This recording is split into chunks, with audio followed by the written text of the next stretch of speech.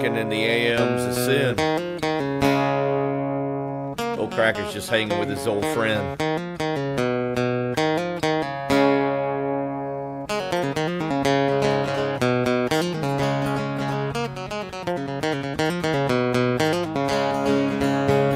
Beer for breakfast, what I said. Beer for breakfast, make it two.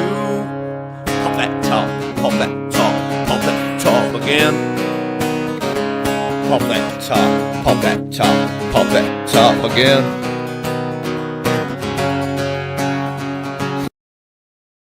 Listening to our show will get you laid. Hey, everybody. Welcome to the Beer for Breakfast Morning Show with the Lake Placid legend, Toolman Tim, and me, the obscure Ron, and I like to keep it that way. We're coming to you live and local from the Obscure Destinations Studios in Lake Placid, Florida. Come and get it!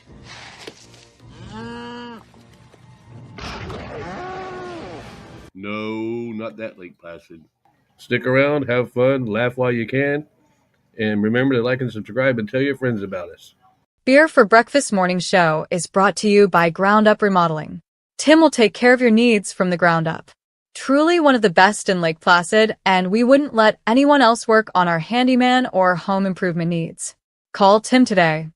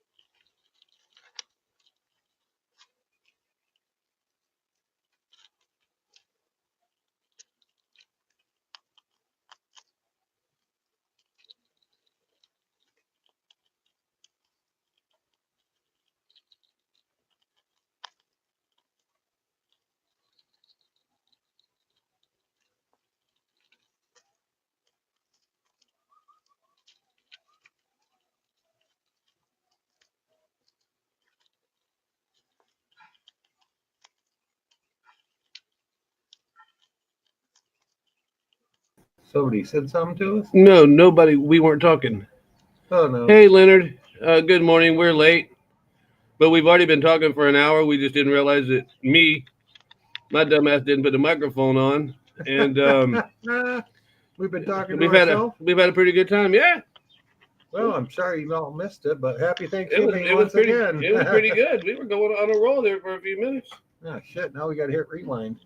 If it would have recorded, we could. It didn't even record. God dang it. We're going to have to figure out what the hell we're doing one of these days. Well, that's why I have a producer, but she's asleep. Yeah, we burned like 40 minutes already. Yeah, we did. So anyway, welcome to Lake Placid Live. I'm here with my esteemed colleague, Toolman Tim, And there's Obscure Ron. and I'm the fat one with the bald head, and we're here to entertain you, enlighten you. That doesn't make me the good looking one, though, does it? No, not really. Enlighten you and bring you happy tithings to this beautiful morning in Lake Placid, Florida. Yeah, the sun's kicking up nice now. It's starting to warm up. Yeah, it's starting to warm up a little bit. My turkey's on the smoker. Tim's is in the oven. And my wife made this new pumpkin or pecan pie thing last night. It's not thing. it's not a pie. We came up with some idea to do something differently. Is Not that even so like the French onion dip, you just put your finger in it? no. You guys No. missed that conversation. Yeah, you missed that one. That was a good one too. Yeah, really. We're just teasing now. Yeah, you missed a good one. It's a shame because we won't remember any of that shit.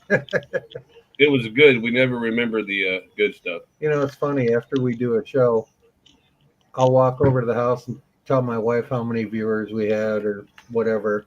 And she'll say, "Oh, what'd you guys talk about?" I'm like, "Oh, hell, I don't know." Same thing we always talk about. Here's the squirrel. The squirrel will, half of my corn goes to that squirrel with his tail knocking that shit off. He's got a way to do it. But the little birds on the ground like it. So, yeah, I can't believe that. Damn it. I haven't screwed up that monumentally in a long time, dude. Yeah, that was a 40-minute F-up. Yeah, it was. Well, we're here. I haven't screwed up that monumentally in a long time. Son of a bitch. Anyway. At least we're back. Yeah, and thanks to the 46 people that were watching the squirrels. Yeah, they're listening to two squirrels watching one. And I remember I pulled the microphone over. I'm going, we're talking. These people probably can't even hear us. Really? And you were right. I was right. They couldn't hear Oh, us. we talked about the murder in Oh, Avon yeah, Park. that's right. We could reread the news. We need to. That'll re-burn a half hour. An arrest was made in the deadly shooting that happened Monday night in Avon Park. That's where they make the Avon stuff at. That's not true. That's a lie. Eric Von Ferguson Jr. is facing Damn, I was going up to buy some perfume too. for Christmas. Is facing charges of second-degree murder, discharging firearm from a vehicle, and destroying evidence. How did they get second-degree murder? If you kill somebody with a gun standing right there, that ain't second degree. That's first degree. That's kind of first-degree murder. That's kind of first-degree murder. You know, I think they base the degrees of murder on whether it's premeditated, Yeah, or like you plotted it out for 6 months to go shoot somebody. yeah. That's like murder one. If you got pissed off in a bar fight, then it's like third degree. Sometimes. And then sometimes they try to pull the old self-defense. Boy, that doesn't seem to be holding up in court lately. They're Yeah. always claiming self-defense. Nah. It's like, how many people are running around with a gun? A lot. So, Well, that stand your ground thing works pretty good, but yeah, but that's even fizzling. so, I don't know. In Florida, maybe in the other states, but in Florida, they don't care too much. They don't let you get messed with too much. They really don't want you to shoot people. No, they don't. But if you remember that guy up in That's the cop job. That's why we give them guns. yeah, cops. What is that saying? When you only have seconds, 10 minutes away. When you only have seconds, cops are saying, you can't depend on the police to do. They're writing tickets. Every day at 6:30, they could write a ticket because there's a crotch racket that goes by here about 80. 6:30 to 6:40 every single afternoon. Yeah. You ever see a cop And around he's here? flying, dude. Oh yeah, he's got to be flying. doing 80 and a 30. Yeah, he's flying. There's kids in this neighborhood. Not our neighborhood. We scare them.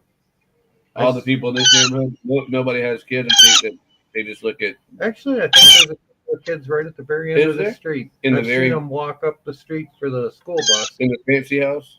Yeah, the one dead down in the If end. you look just right in the morning towards that way at that house, the roof is shaped. It looks like we live in the mountains. Oh, So, yeah. so sometimes I take my camera and go, here we are in the Adirondacks. And then go, then There's run not- out. Not much for hills around here. And then run out to the lakes and then in the lake and go, well, look, there's an alligator. And I move it really quick because the alligator, I ain't seen one back there yet. Not back there. Oh, I have. I've seen a turtles. Jesus Christ, the turtles we got in that lake. I think they ate the alligators. We might have. Or maybe the alligators choked on them. Yeah. I don't know, man. That's crazy shit. Yeah, if you want to find out if there's turtles, go out there with your fishing pole, catch a fish or two, put it on a stringer and Oh, hang it no off your kidding. dock. Half hour later, you come back, you got nothing but bones and a stringer. It's also how you find out if you got snakes back there. I'd just soon not see them. Yeah, and they'll go up there and eat them too. I've had that I do not happen. like snakes. That's creepy shit, dude. I'm telling you. You pick because they don't let go like the turtles.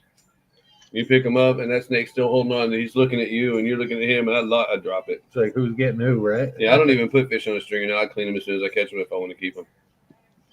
It makes them. They don't swim too good when you do. When you catch them as soon as you clean them, then you throw them in your fish tank. There's nothing happens. Yeah, they don't seem to be too spunky. The only reason. Oh, you filled up your fish tank. Yeah, I did that yesterday. I still didn't fix my water hose yet. That's how lazy of a fuck I am sometimes, man. But yeah. And I gave you that repair piece like 4 days ago. I know. No, And I you keep- burned it 2 weeks ago. I know. I keep moving it around it somewhere. It caught the light last night when I was out here. Like, oh yeah, I supposed And to I'm do like, that. what the hell is that green shimmery thing? And it's this right here. It's Like, oh, that's the hose fixer up there. and I tell myself, I gotta get out there and fix that. I know it's such a quick, easy job, but I'm the same way. The Yeah. dumb little things like that just seem to sit by the wayside. Like I took all the tools to put the new battery in my truck because the last time I had a battery, they wouldn't put it in for me at the parts store. Well, this time there was no big deal, and I says, "Oh, you need a 10 millimeter and an 8 millimeter deep socket."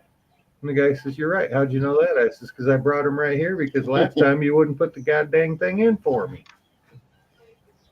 Oh, by the way, We're ready for thank you for bringing the turkey yesterday. yeah. We're Your ready. little 101 wild turkey. That'll put a bite to you. Cornbread dressing and the turkey is done. There it is. It's The gift that keeps on giving. for at least a couple of days, because that's the family size. Yep.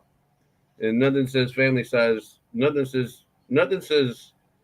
Make sure that you have a calm, happy Thanksgiving, like a bottle of 101 proof wild turkey With the glass handle. with a glass. It's glass. Glass is class. That's right. No twist off lids. No, don't. Yeah, it's cork. It's not just good; it's good for you. That's right. Keeps the worms out. That's what I would tell people. How'd you like that fancy shot glass I gave you? I like that. Yeah, that's what I told you. Like, this is awesome. Yeah, that thing weighs about 2 pounds. It's heavy, but that's what I told her. I said they cut this out of a piece of steel. I said they machined this shit. That was like billet, I think. Yeah, that's the word I used. I didn't know if everybody here would understand. My wife watches so many car shows with me; she knows what billet means. And we watch BattleBots, and they build those robots, and they have all these machines there that do it. Oh yeah. And they I like BattleBots. BattleBots should pay me as much as I talk about them some bitches. I love it. I like these car shows where they act like they're just backyard mechanics and we're going to take this out of a junkyard and fix it up in a week and make it run to drive across the country. And then they go, we need to make this bracket. And he goes over to this laser water jet table that costs $20,000. It's like, oh, yeah, I've got one of those right in the backyard. You know who doesn't do that is Dulcich. Dulcich would go out there with his hammer and a chisel and make that shit. Dulcich, he has everything you need in that garage. He doesn't have a lift. He said he doesn't? No. They just jack it up 2 feet, he says, lay underneath it in a pile of tranny fluid and gets his hair stuck underneath the wheel of the creeper. He just has a hell of a time. Very intelligent. Oh, Dulcich is shit. There's nothing that guy can't figure out. And but what was so funny is the last time I watched it, as always, Freiberger spilled vehicle blood on the thing, and this time it was the messed up my floor again. This time it was the transmission fluid. And he goes, man, I might have to use the towels from the bathroom. And Freiberger's like, that's fine. And Dulcich's looking at him like, you remember my wife will kill us both. He said, I got a whole pile of t-shirts. Yeah, so he doesn't get it. He gets the whole fucking pile. He goes, no, there's still a few left. And Dulcich is looking at him like, you fucking asshole. So you use 15 t-shirts to wipe up a quart of oil. Yeah. But I'm sad that show's ended because a lot of them are ending. I think because they're starting to want too much money, so they're kind of fizzling them out. I think. Well, Cotton, Faster with Cotton, which was Faster with Finnegan, I think. Something. Yeah, what's Finnegan? That's gone. Cotton and Newberg. Oh, that's gone now. Yeah. I haven't seen it in a while. But... Garage. What is it? Not Garage Squad. That's been gone. Roadkill and Roadkill Garage is gone. Their Truck Kill Garage. That Truck Garage show is gone. That's cool. Beer for Breakfast. All of those shows are gone. But he said that there's still a couple episodes of each show that that are still yet to be released. Yeah, they're probably like regrouping. Yeah. Well, but if you ever watch some of the shows, like in the background of the Road Something Rescue, it's this guy who he calls everything stupid things like sparkulators and spool makers and all this crap. He thinks he's funny. But up on the lift in his backyard garage, which is a 4-car garage with lifts and all kinds of fancy stuff, there's a Roadkill car. It's got the Roadkill sticker right on it. So they're using a studio garage. Oh, I'm pretty sure they are. It's not like it's in his backyard like they try to portray it. Right. Well, when in the early days of what the hell did I just say? I just said it. Of Roadkill, the original shows of Roadkill, they literally went out with 2 toolboxes. Yeah. And they'd find a car that they thought might run, and they'd start that bitch. And it was so cool because it sounded so good. And they'd get like 8 miles to go. We'll pull it the rest of the way. We made it, though. We made it out of the junkyard. Yeah, everybody said there's no way this could be live. And then they had a guest helping them do one time. He goes, for all you people that think this is set up and that they really aren't breaking down every mile and a half, he says, I'm here to tell you, we've been broke down every quarter mile. If you go to one of the events, like, what's that called? When they all have to pull their parts behind them. They have to drive the car Oh yeah. to the next race. Drag race to drag race. All Yeah, across if the you country. watch that, if you're in one of those towns and you follow them on Twitter or Facebook, you will get messages. Hey, we're broke down over here. What do you got? Do you got this? Oh yeah. And people will flock. I mean, 60 people will be there to help that one guy put one spark plug in his car. I mean, it's a great little family type deal. You know the Well, the car community is a Yeah. tight community. You don't realize that it's still so much out there unless you're actually like involved a little bit. Just saying you're a car guy because you watch it on TV doesn't make you a car guy. right. It means you like to watch TV and drink beer. I like to watch TV, drink beer, and I'm not big on the car show thing. But Toni, my wife, could get lost at a car show for days. I mean, but Toni she doesn't think that. Toni is very smart when it comes to using your brain, but she's very talented also and creative, but she doesn't believe that she's creative. She's never been fed that confidence. Just like I can draw really well, but my parents always told me that was stupid. Stop drawing, that shit to do. Yeah, quit wasting your time. Go out and build something. I'll tell you something about drywall in a minute. But Toni gets to she watches enough of these shows. Like I'm telling you, she's watched enough battle bots that she could build one at this point. She could buy the kit and build one because she retains everything, which is not always great for a marriage. But Yeah. But I'll tell you what I did one time, and it was really fun. About the size of my window. What size would you say that is? If you cut it in half, probably 4 by 3. Yeah, 4x3. All right, I had it was a big window in an office that I had in an old barn that I was just it was my sew room because I was building awnings and shit and do things. And I wanted to close that window up, so I just put a piece of plywood up. And this guy came in here and goes, "Man, that looks like shit. You got to do something with it." So I had this big old bucket of spackle, and I did a horse, the top from the front legs up of a horse, all done in spackle. I did it just like sculpted. Yeah, just back. It was 3D. You could touch it. You could see every. Oh, that'd be freaking cool. And the way I built the jaws, it caught the light and it actually showed the shadows. It was great. Wow. And then the girl that I was dating at the time got mad at me and she busted it all up with a hammer. Because I was so proud of it. I'd invite people in. Check this out. Don't worry about the beer cans on the floor. Don't worry. I don't drink that stuff when I'm sewing your awnings together. Don't worry about it. They don't fall on them, but yeah, I told you to clean this up, bitch. she drinks too much. Yeah, always. That's what I tell. I go into the Winn-Dixie liquor store, and that beautiful lady with the long hair. Oh yeah. Oh, she is just the sweetest lady in the world. Oh, what's her name? Dallas. Oh, she's amazing. She's very pretty. Yeah. And she's got the longest hair. She's a nice country girl look. I just like her hair. I don't really know if I've ever seen her face. I just think that her hair is awesome. I just love her hair. But she's really nice. And so I'll say, yeah, I know I was here the other day and got the 1.75 of bourbon, but I'm here again. And my wife, man, I just don't know what I'm going to do with her. She just starts laughing. She starts laughing. She's like, yeah, well, I already know Toni doesn't drink. I'm like, I don't know. Something keeps happening to it. The dog. Something. That damn dog. That damn dog. You know, Toni will do that. His water bowl's right full of freaking wild turkey. One time I made her breakfast in Austin, and I have this thing about making weird breakfasts. So I just fried her a pork chop and put an egg with it and put some That's hash big in browns. Florida. I never heard of pork chops for breakfast. No, we love it. Well, this was in Austin. Anyway, I've done it with chicken too. But anyway, so I fried her up for breakfast. And we had bought these two. We got to buy them. Somebody gave us these 2 baby kittens. They had we named them Mia and Marcy for if you like Pulp Fiction.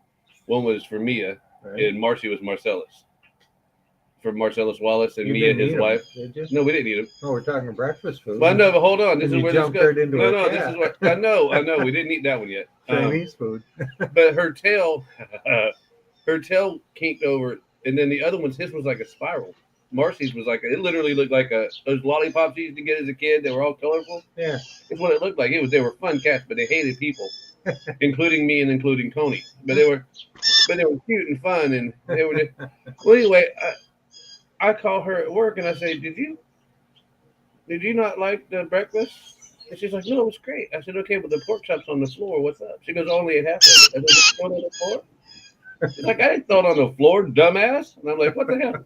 Well, what you doing down there? That little cat, she was still a baby, jumped from one side of that we had a condo. The kitchen was not tiny. It was about like this kitchen in here, big enough. Yeah, galley type kitchen. And she jumped from one counter. She must have climbed on the chair, got on the counter, jumped over to the other counter, got that pork chop, and half of it was eaten. When I finally picked it up and looked at it, half of that shit was cat that ate the shit out of it. And that's when I knew it was weird. That those two cats were weird. When we were kids, we had basset hounds. My mother had a thing for basset hounds. And Dad went out and going Fred. Dad went out and cooked a bunch of steak, and he put it on the picnic table, and then he came in to get us kids and Mom to get the side dishes. He come back out and he's like ready to kick my ass. He's like, "What'd you do with them steaks? I just laid them on the table there." And I'm like, "I don't know what you're talking about, Dad. I was in the garage working on my bicycle. I didn't even see them." Well, it turns out that big fat basset hound hopped up the picnic table, ate 4 steaks before he could even get back there. Oh, he was pissed. I thought he was going to cook the dog. I have I would have been mad too. And this really happened. I had this Rottweiler pit bull mix that we used as a hunting dog for hog hunting, and she was good. And she was such a sweet dog. I mean, she was just, for being a hog dog, you'd think she'd be high strung, but she wasn't. I mean, she was just chill. She just didn't. She went to work when it was time to go to work. You could be the biggest, meanest cat in the world and walk right by her. She'd look up at it and go, what up? And then she just didn't care. But what up? You told her to hunt, though, but she got it. She got it. And she would hunt raccoons and anything. But she was really good at hogs. A raccoon will beat a dog's ass quicker than a hog, I'm here to tell you. Oh, they mean that shit. Oh, yeah. Raccoons are nasty looking. They know they use them hands like Mike Tyson. But Cody. Same with up north we had, they call it like a groundhog down here. Oh, yeah. But we had, Christ, I haven't thought of it in so long. I can't think. Well, whatever. We had like a groundhog type of critter. Those little things that live under the ground that look like squirrels? No, these were big like a cat. Oh. Jeez, I don't know why I can't think of the name of them. But anyway, woodchucks. Oh. We had woodchucks. Okay. And boy, you didn't want to corner a woodchuck. They would just be mean, and they'd tear up a dog. If a dog cornered one of them things, man, you could have the meanest son of a bitch in the world. That stupid woodchuck could tear him to hell. You remember, you don't probably never heard of Jerry Clower, have you? I don't believe so. he got this is our Thanksgiving show, so y'all can enjoy this. Maybe. Maybe. I like how Google puts a festive wording. They won't do that if it's they won't do that if Christmas. They won't put no Christian stuff up there. Yeah. They'll put the Jewish menorah up there and Kwanzaa shit, but you ain't getting Christmas. Knock him out, John.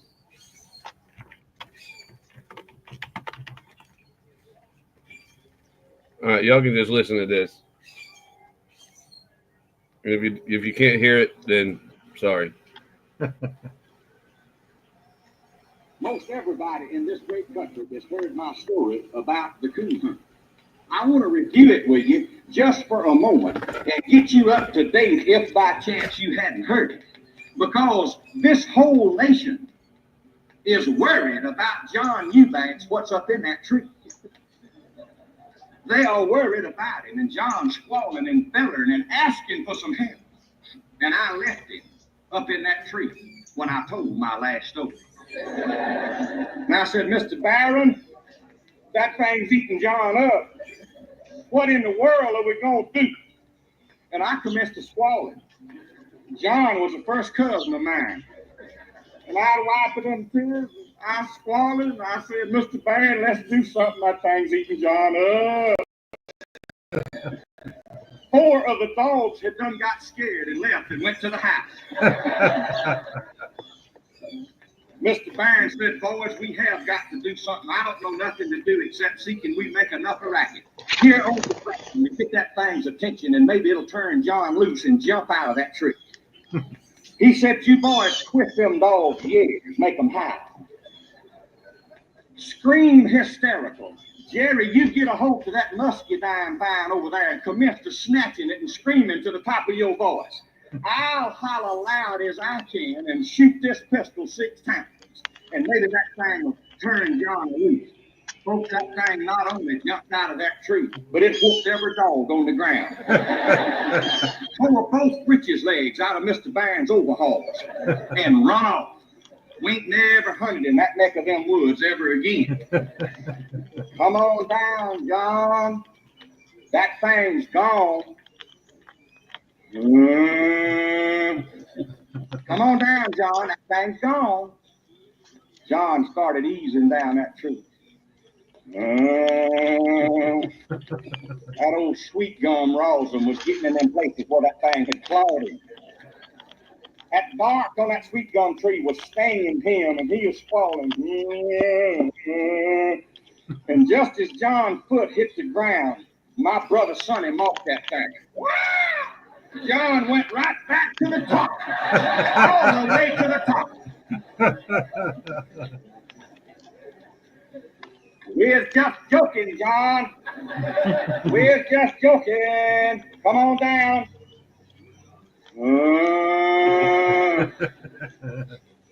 John eased down that tree finally, and I armed him up and put him in my arms, and I broke and run to the house. I squalling, and I laid him down on the front porch, and I said, Mama, come here quick. Bring every bit of the medicine we got in the house. We got a Dr. John. Something has eat him up. My mother strapped up all of the medication she could find, and I shotgunned Modest home, brought it out there and set it down on the porch by John, and all she brought was black draw and 3 6s.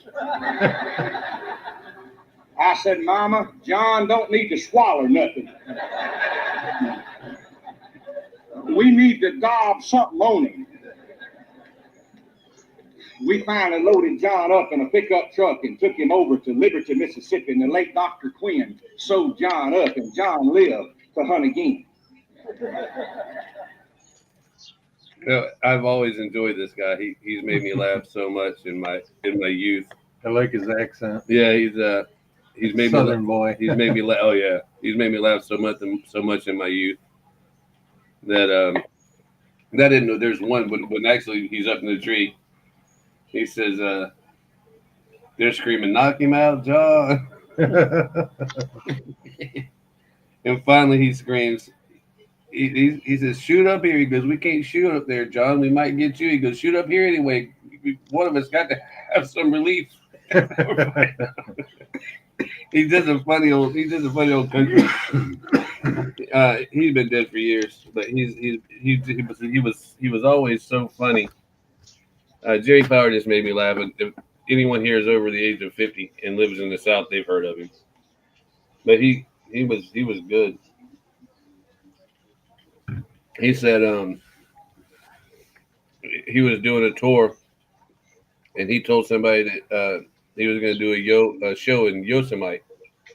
Yosemite. And he said, my producer or my manager said, no, Jerry, it's Yosemite. He says, well, the best teacher I ever had was so-and-so when I was in 3rd grade in Yazoo, Mississippi. And she said, if you ever want to see something pretty, you go to Yosemite National Park. He goes, and by God, until I die, it's going to be Yosemite. That's what it's going to be. He was funny, man. Anyway, if you're still here, Leonard, happy Thanksgiving, dude. And thanks for hanging out when you do hang out. Yeah, appreciate it. Because I don't know. We have Tim has a local friend named Lenny, and that's who I thought this was. But since it's not you, and if you hang out, then hang out and chill with us anytime you want to.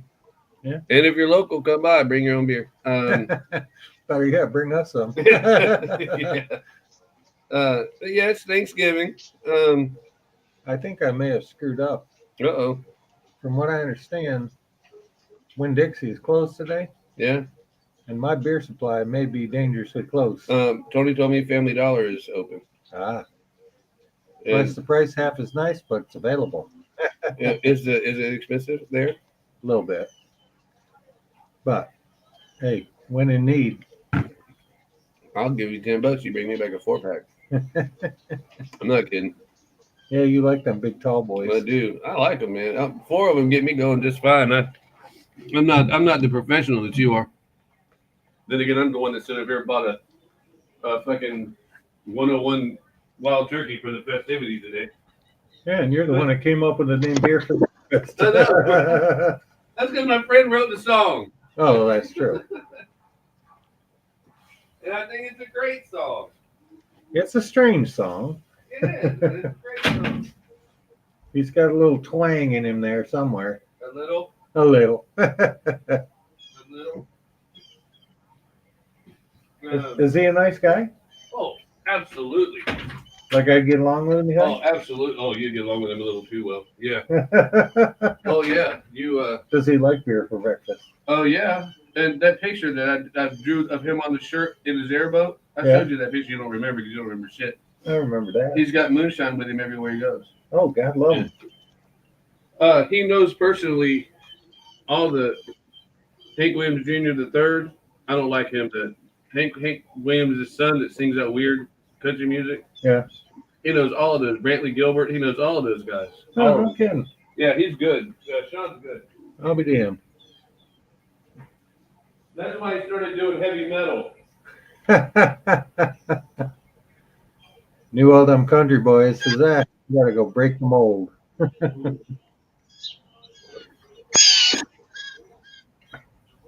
I heard that turkey is not the number one choice of food for Thanksgiving.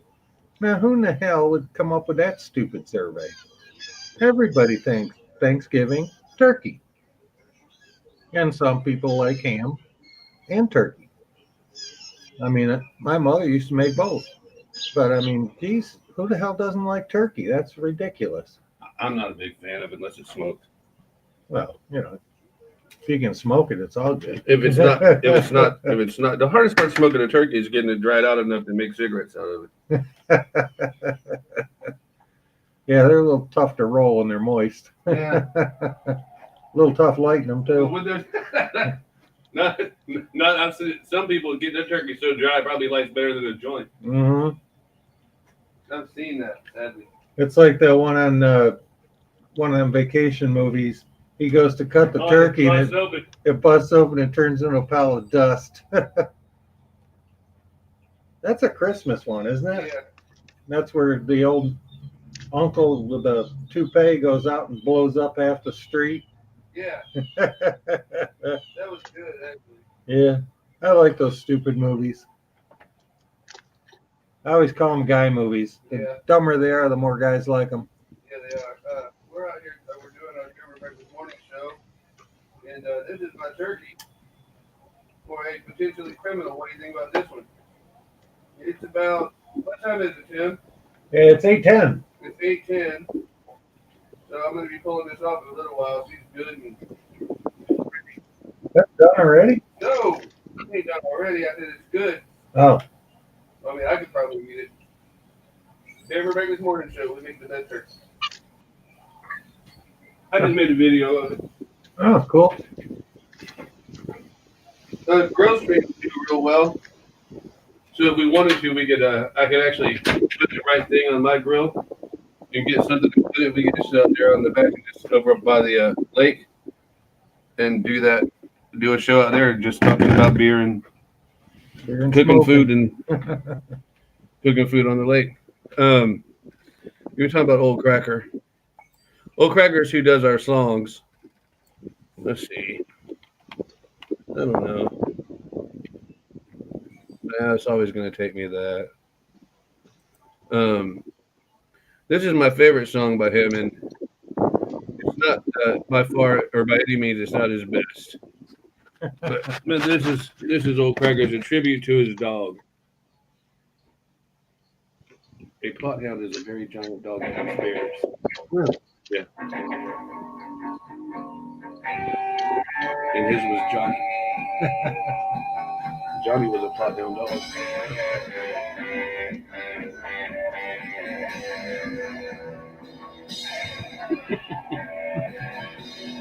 He's so silly, of course you get along with him. Everybody gets along with Sean. This Tampa rig. That's a mudfish mat. Yeah. And that's just a mudfish mat playing the drums. That's Sean.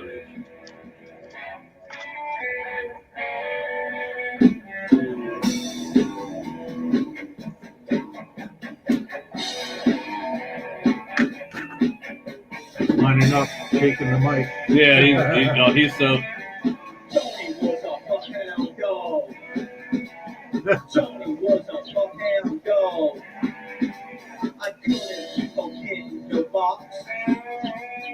Always talking players, calls. Fuckhound buck from dusk till dawn. Mama said that Johnny gone. He just found out Johnny died. That's his house.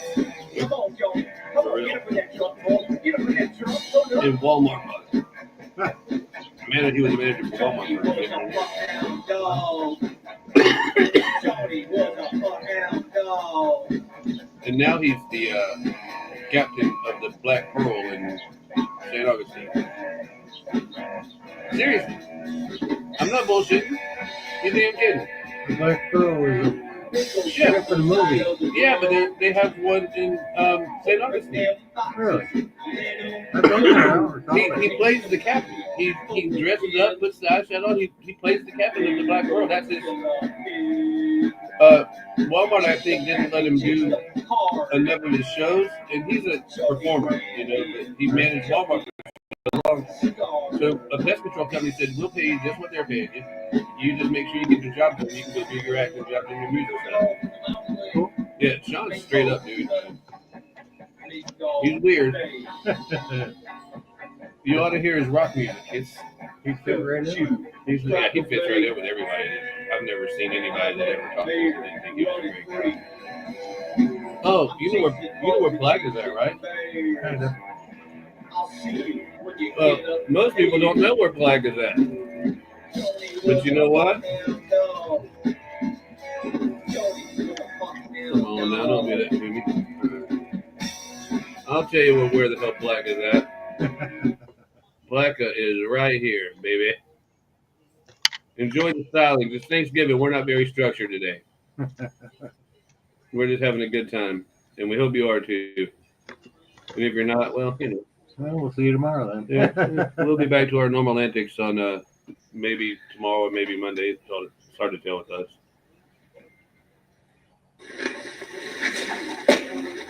It's a rattlesnake on his hat. That's what I want in my hat. It's a rattle, and he's got the whole thing. The whole rattle and all, huh? Yeah. Come on, start singing, dummy. And see, he's a Jeep ambassador, so he always has to have the Jeep in the video. Come on, man. That's a bear. It's a Jeep thing. Where's the dog? Oh, he's not in there. Yeah, this is the song. That was Corey Smith, by the way, right there. I played that song the other day where he said, "Fuck the popo." Yeah. And you didn't, you won't remember. I do. Oh, you didn't.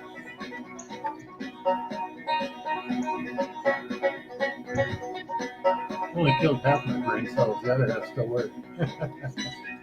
Well, at least you remember the importance of it. Went down south and looked for a song, and I wound up drunk out of a dog and stumbled in them dark pine woods, chased all night by a barred book. They say legislation on here, telling you 8'3", black shaggy, that skunk ape was scary.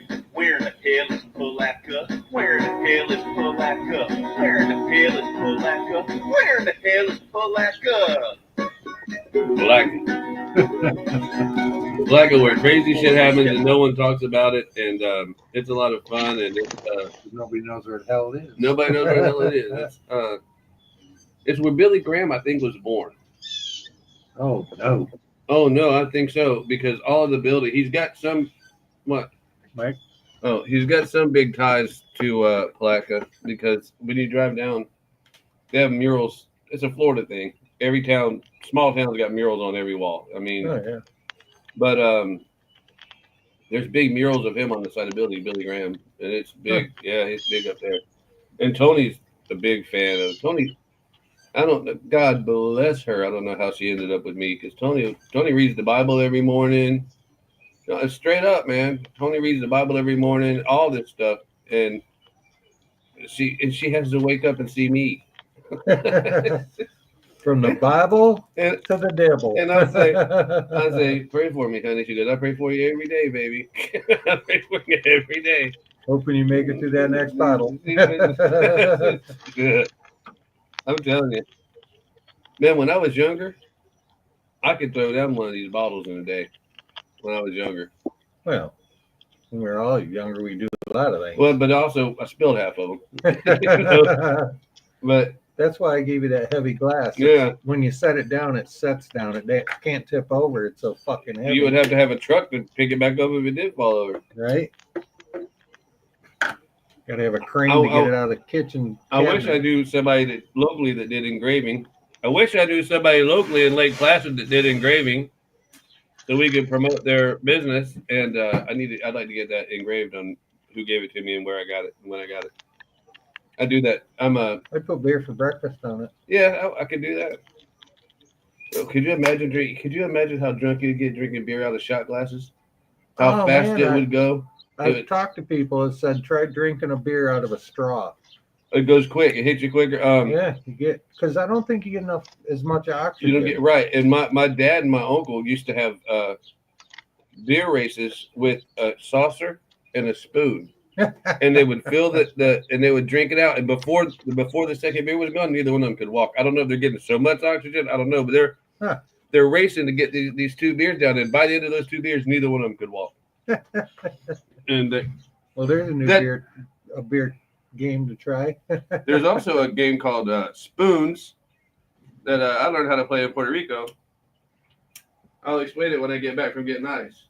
Okay, get some ice. But it involves 6 Marines sitting around a table and 2 very well-paid ladies under it. And you had to... You can pretty much read between the lines. You had to guess. Who was having fun? And you took the spoon and pointed at who you thought was getting the special ending or the happy ending. The special treatments. Oh, good God. Things Marines won't come up with.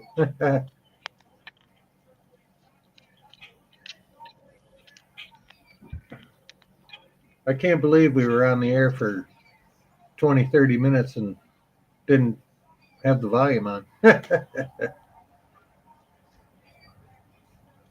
I guess it's a Thursday, Monday. Well, that's a different bird. I ain't seen that sumbitch before.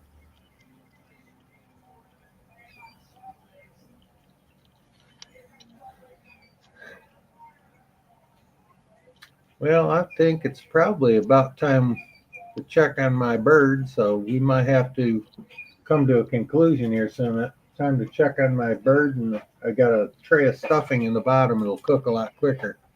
You coming back, right, or no? Yeah, I'll probably come back. Yeah, because I'm not gonna turn the stream on. I got to reload the beer. No, they're just here. We've got content. The birds are doing the birds thing. Doing the bird thing. Yeah, are you gonna go to the beer store? Or no? Not right away. Okay.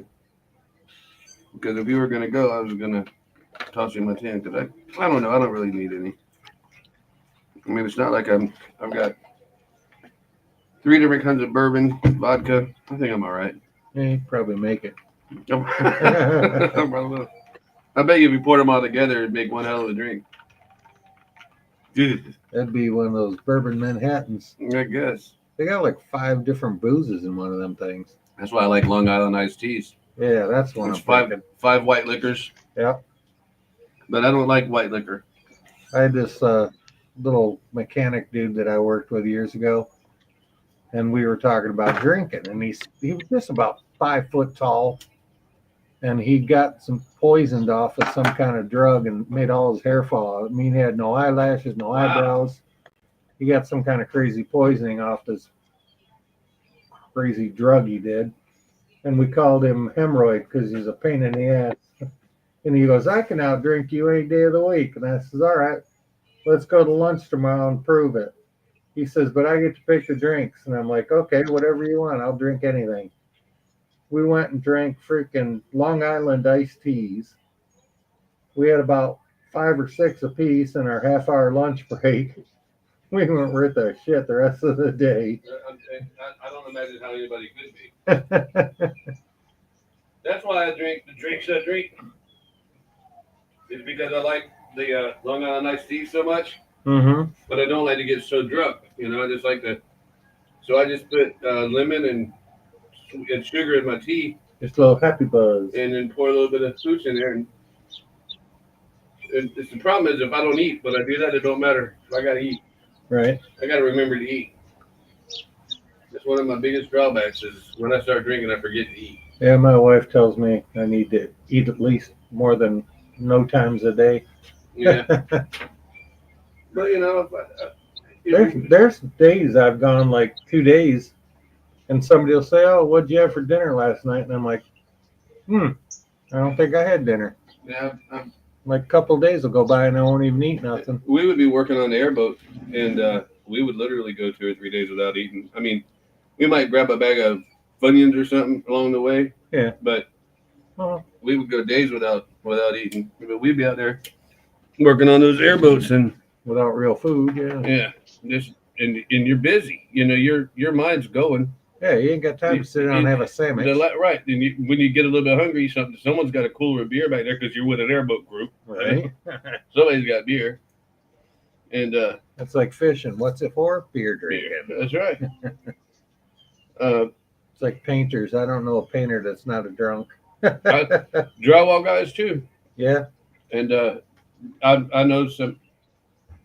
I know a drywall guy wouldn't want no one else to do drywall if I had a really nice new house. Gary Duke. He drinks 12-pack before he starts. He looks like Beetlejuice. Yep. Beetlejuice. When Beetlejuice first came out, my little boy was like 5, and he goes, "Oh look, it looks like Beetlejuice." And I'm like, "From now on, Gary Duke, your name is Beetlejuice." And we called him. We had one-legged Thumper, one-legged Peg Leg Ronnie. We had Tow Bar. We had Beetlejuice. I mean, we had just like your friends' names. Yeah, we all have. We had, but all of my friends, they were all bikers. You know, they were all outlaw, literally from the Outlaw Motorcycle Club up in Ocala. Yeah. And they're all they earned their names. You know, Right. like Thumper and Peg Leg Ronnie, they earned that shit. They got their shit blown up in Vietnam. But all these other guys, you know, like Tow Bar, he jumped on a moving vehicle to steal the tow bar off. They earned their names, man, and that's what's so cool. Like Tomato Head, you said he had a big red head. Yeah. I don't want to know about Chum Bucket. That's from SpongeBob. Oh, okay. I think you told me that. When I hear someone nicknamed Chum Bucket, I'm thinking they stink. They got to stink, boy. Yeah, that would kind of lead to believe something like that. First thing that came to my mind. His wife's name is Maid Marian. Oh yeah. Her name is Marian, so we just made her Maid Marian. Might as well. Everybody had a pirate name with them. Did I already do this? I don't know. Never hurts. You gotta be, you know, it's Thanksgiving. I'm here to give. I would like to give thanks to the Bourbon Company. The bourbon companies. I don't like whiskey. And whiskey and bourbon are not the same thing. Whiskey don't like me because I get crazy. And see, I don't. And beer makes me fight, and rum makes me fight worse. If you just feel like you want to see something really fun, give you a bottle of rum. Come to my house one day and just say, "Hey, Ron, here's some rum," and then leave. And I suggest you leave, and then come back about 6 hours later, and then you will see the fun ensue because. My wife will start beating your ass for bringing me the rum, and then you'll say something to her, and I'll start beating your ass for saying something to her, and it'll be a free for all. It reminds me of the Alice's restaurant.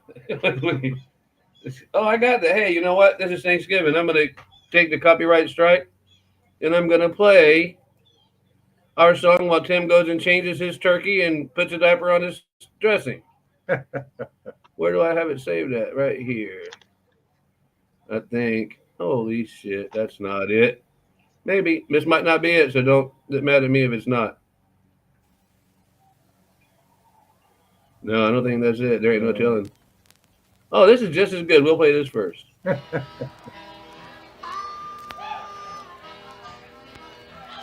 Happy Thanksgiving, people. This song is by Ray Wiley Hubbard.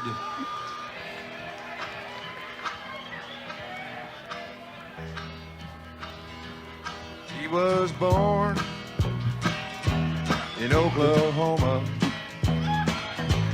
And his wife's name here, Betty Lou Thelma Liz.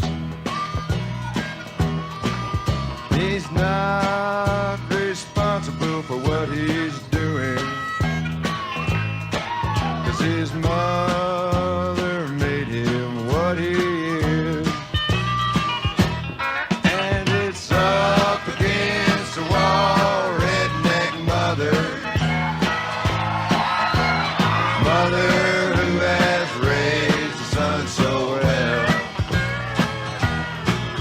He's 34, drinking a honky-tonk, just kicking hippies' asses and raising hell. Sure does like his Falstaff beer. He likes to chase it down with that wild turkey liquor. He drives a 57 GMC pickup truck. Got a gun rack, goat rope and he's love to sticker. And it's up against the wall, redneck mother. Mother who has raised his son so well. He's 34, drinking in a honky-tonk, kicking hippies' asses and raising hell. All three.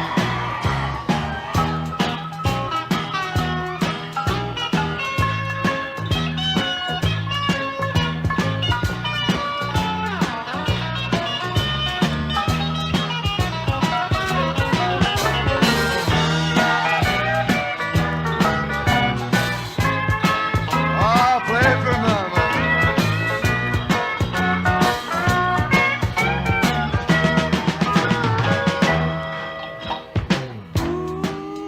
M is for the mud flaps you give me for my pickup truck. O is for the oil I put on my hair. T is for T-Bird. H is for Haggard. E is for eggs. And R is for redneck. Up against the wall, redneck mother. Mother who has raised his son so well. He's 34 and drinking in a honky-tonk, kicking hippies' asses and raising hell. Let's go. It's up against the wall, redneck mother. Mother who has raised his son so well. He's 34, drinking in a honky-tonk, just kicking hippies' asses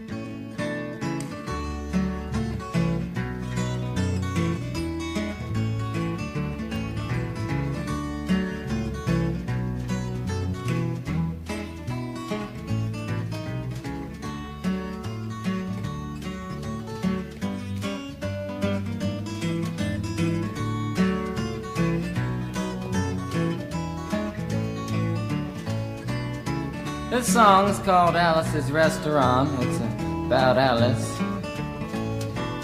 and the restaurant. But Alice's Restaurant is not the name of the restaurant, that's just the name of the song. That's why I called the song Alice's Restaurant.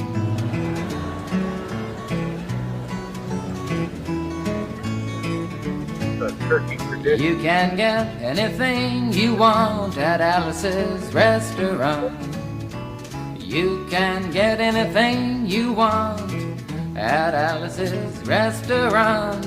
Walk right in, it's around the back, just a half a mile from the railroad track. And you can get anything you want at Alice's Restaurant. Everybody out there. It all started 2 Thanksgivings ago, it was on 2 years ago on Thanksgiving, when my friend and I went up to visit Alice at the restaurant. But Alice doesn't live in the restaurant, she lives in the church nearby the restaurant in the bell tower with her husband Ray and 5 the dog. And living in the bell tower like that, they got a lot of room downstairs where the pews used to be. And having all that room, seeing as how they took out all the pews, they decided that they didn't have to take out their garbage for a long time. We got up there, we found all the garbage in there, and we decided it'd be a friendly gesture for us to take the garbage down to the city dump. So we took the half a ton of garbage, put it in the back of a red VW microbus, took shovels and rakes and implements of destruction, and headed on toward the city dump. Well, we got there, and there's a big sign and a chain across the dump saying closed on Thanksgiving. And we had never heard of a dump closed on Thanksgiving before, and with tears in our eyes, we drove off into the sunset looking for another place to put the garbage. We didn't find one till we came to a side road, and off the side of the side road was another 15-foot cliff, and at the bottom of the cliff was another pile of garbage. And we decided that one big pile was better than 2 little piles, and rather than bring that one up, we decided to throw ours down. That's what we did. Drove back to the church, had a Thanksgiving dinner that couldn't be beat, went to sleep and didn't get up until the next morning when we got a phone call from Officer Obie. He said, "Kid, we found your name on an envelope at the bottom of a half a ton of garbage. Just wanted to know if you had any information about it." And I said, "Yes, sir, Officer Obie, cannot tell a lie. I put that envelope under that garbage."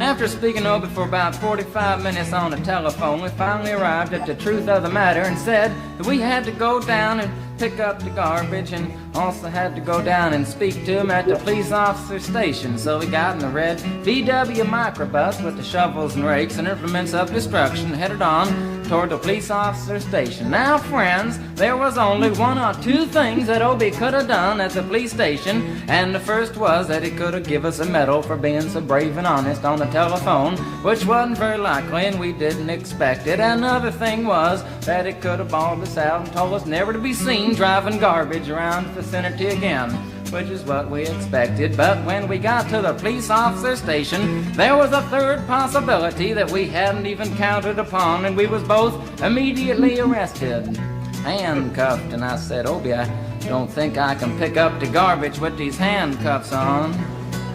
He said, "Shut up, kid. Get in the back of the patrol car," and that's what we did. Sat in the back of the patrol car and drove to the, quote, scene of the crime, unquote. I want to tell you about the town of Stockbridge, Massachusetts, where this happened. Here they got 3 stop signs, 2 police officers and 1 police car. But when we got to the scene of the crime, there was 5 police officers and 3 police cars, being the biggest crime of the last 50 years, and everybody wanted to get in a newspaper story about it. And they was using up all kinds of cop equipment that they had hanging around the police officer station. They was taking plaster tire track footprints, dog-smelling prints, and they took 27 8x10 color glossy photographs with circles and arrows and a paragraph on the back of each one explaining what each one was to be used as evidence against us. Took pictures of the approach, the getaway, the northwest corner, the southwest corner, and that's not to mention the aerial photography. After the ordeal, we went back to the jail. Obie said he was gonna put us in the cell. Said, kid, I'm gonna put you in the cell. I want your wallet and your belt. And I said, Obie, I can understand you want my wallet so I don't have any money to spend in the cell, but what do you want my belt for? And it said, kid, we don't want any hangings. Said, Obie, did you think I was gonna hang myself for littering? Obie said he was making sure, and friends Obie was, 'cause he took out the toilet seat so I couldn't hit myself over the head and drown. And he took out the toilet paper so I couldn't bend the bars, roll the toilet paper out the window, slide down the roll and have an escape. Obie was making sure, and it was about 4 or 5 hours later that Alice, remember Alice? It's a song about Alice. Alice came by and with a few nasty words to Obie on the side, bailed us out of jail. We went back to the church, had another Thanksgiving dinner that couldn't be beat, and didn't get up until the next morning when we all had to go to court. We walked in, sat down. Obie came in with a 27 8x10 colored glossy pictures with the circles and arrows and a paragraph on the back each one. Sat down. Man came in, said, all rise. We all stood up, and Obie stood up with the 27 8x10 colored glossy pictures, and the judge walked in, sat down with the seeing-eyed dog, and he sat down. We sat down. Obie looked at the seeing-eyed dog. Then the 27 8x10 colored glossy pictures with the circles and arrows and a paragraph on the back of each one, and looked at the seeing-eyed dog. And then the 27 8x10 colored glossy pictures with the circles and arrows and a paragraph on the back of each one, and began to cry, 'cause Obie came to the realization that it was a typical case of American blind justice, and there wasn't nothing he could do about it.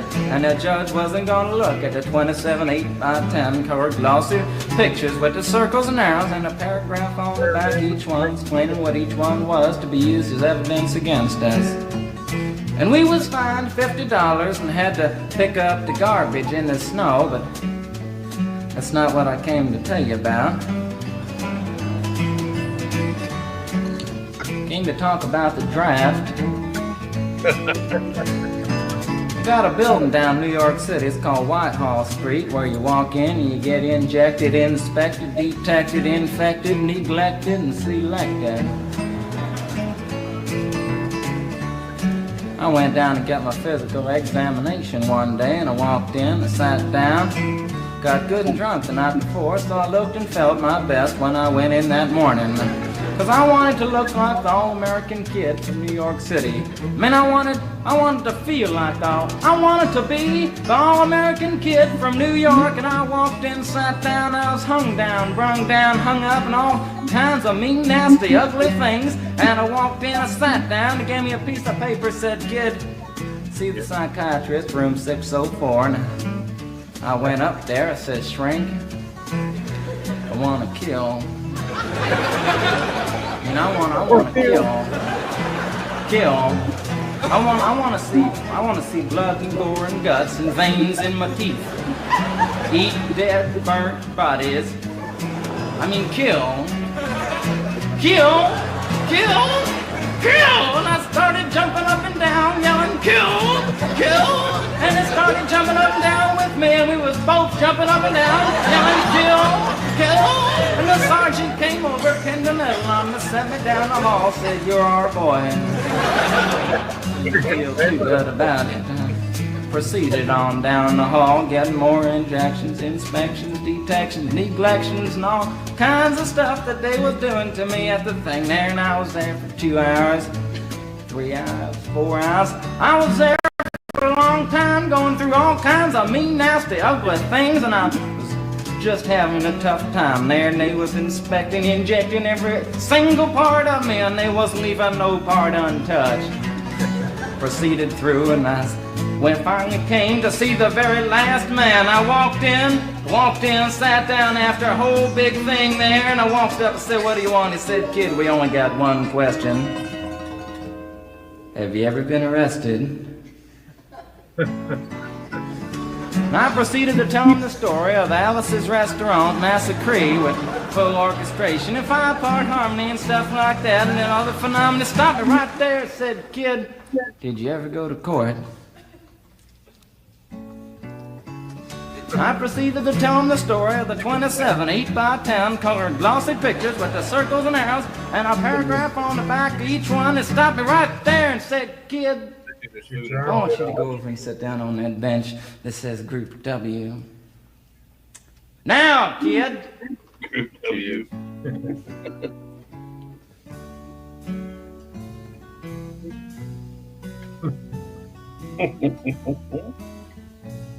And I walked over to the bench there, and there's Group W is where they put you if you may not be moral enough to join the army after committing your special crime. And there was all kinds of mean, nasty, ugly-looking people on the bench there.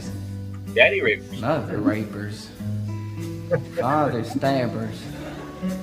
Father rapers. Father rapers sitting right there on the bench next to me, and it was mean and nasty and ugly and horrible and crime-fighting guys are sitting there on the bench. And the meanest, ugliest, nastiest one, the meanest father raper of them all, was coming over to me, and he was mean and ugly and nasty and horrible and all kinds of things. And he sat down next to me and said, "Kid, what'd you get?" I said, "I didn't get nothing. I had to pay $50 and pick up the garbage." He said, "What were you arrested for, kid?" And I said, "Littering."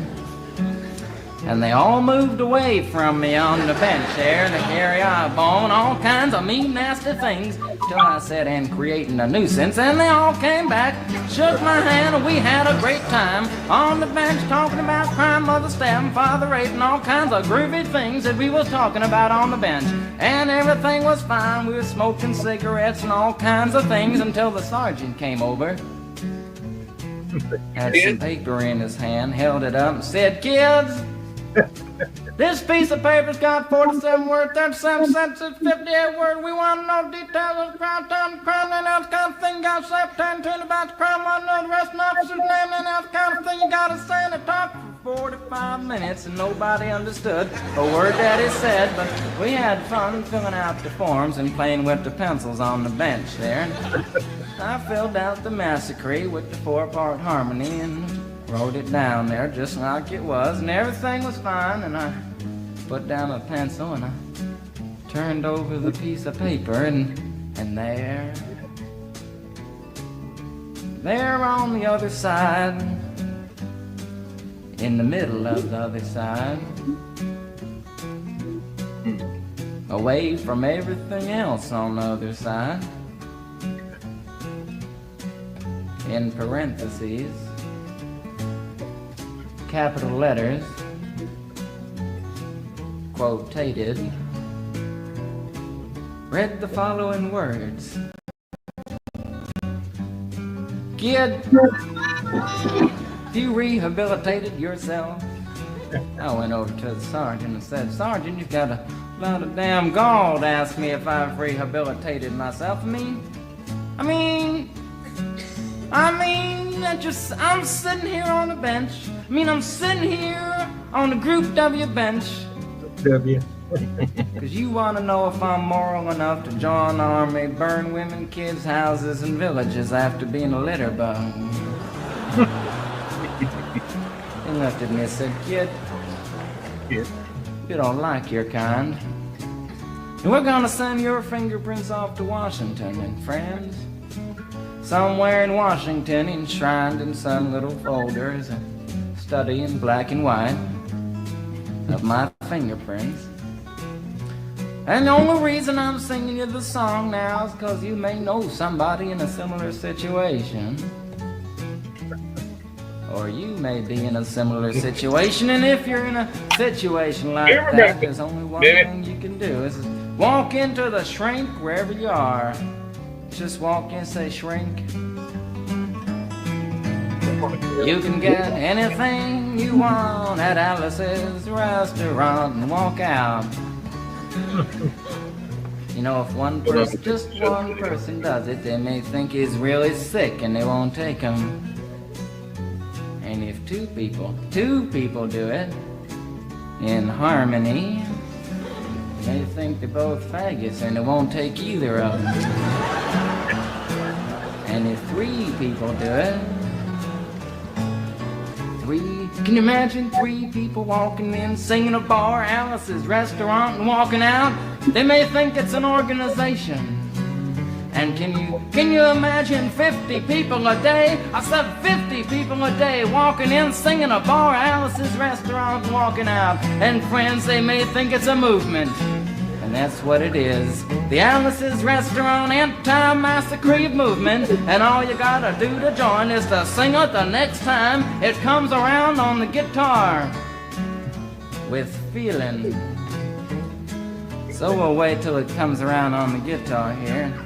Sing it when it does. I could jump ahead. Yeah, jump ahead. And this is our tape. We can say whatever the hell we want. It's also our tape. Here it comes. He's gonna work hard on this. You can get anything you want at Alice's Restaurant. You can get anything you want at Alice's Restaurant. Walk right in, it's around the back, just a half a mile from the railroad track. And you can get anything you want at Alice's Restaurant.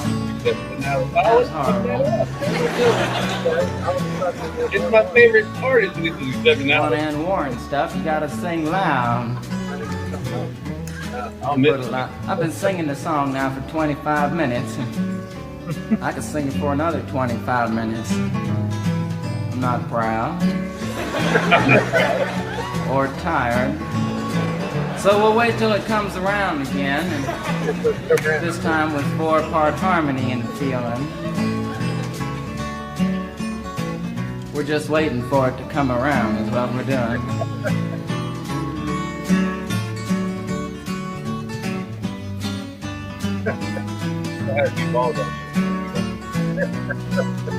All right now. You can get anything you want at Alice's Restaurant. Excepting Alice, you can get anything you want at Alice's Restaurant. So walk right in, it's around the back, just a half a mile from the railroad track. And you can get anything you want at Alice's Restaurant. Da-da-da-da-da-da-da. At Alice's Restaurant.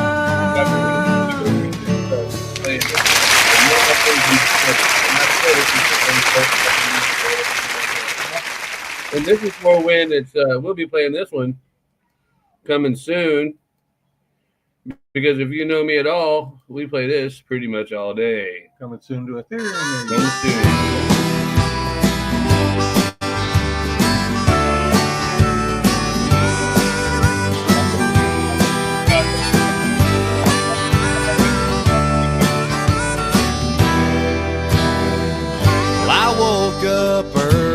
Sunday morning, I had myself a piece of toast, had $50 in my pocket, gonna chase myself a ghost, went down Camino Espinosa, gonna get me a divorce, I'm gonna split with all my money to see that girl who loves a horse. It's New Year's Day here on the border, and it's always been this way. I never do the things I oughter. I think I'll stay, it's New Year's Day. Well, I met them boys there from O'Connor, a cowboy like you've never seen. They're up for anything you wanna, live on steak and refried beans. They bought up half of southern Texas, that's why they act the way they do.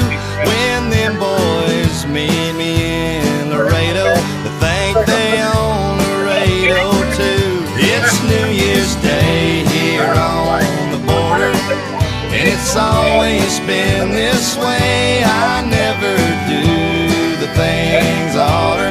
I think I'll stay, it's New Year's Day.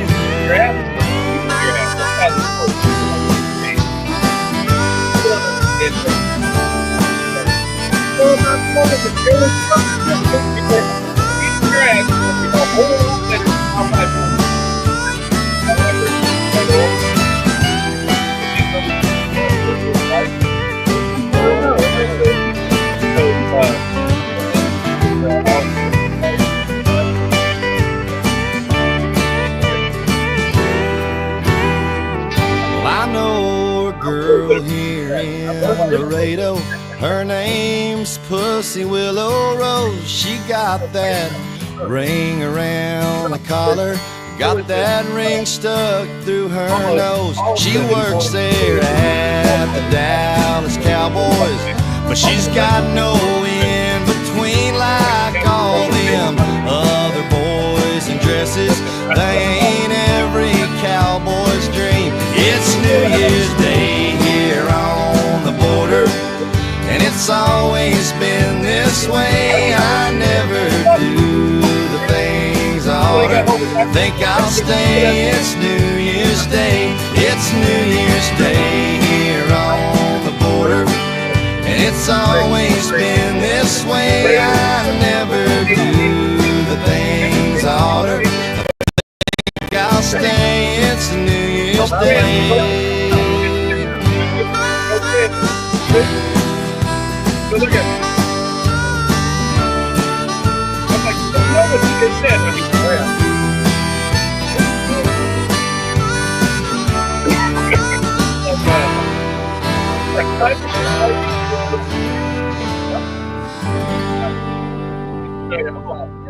Yeah, Tony is good about but you know, it's not like, you know, a lot of women will start shitting and back away. Not Toni. No, my Toni wife. will start shit, and she'll start to, you know how a guy will get pissed, take his watch off. Toni's like that, taking her rings off, taking her watch off. What the fuck now? Take her little, putting her hair up in a bow. She's like, you want to start some shit now? We can So get we're out. going to play. She's got the kindest heart of any woman any person that I've ever met. Just a kind heart. Yeah, one in each hand. But when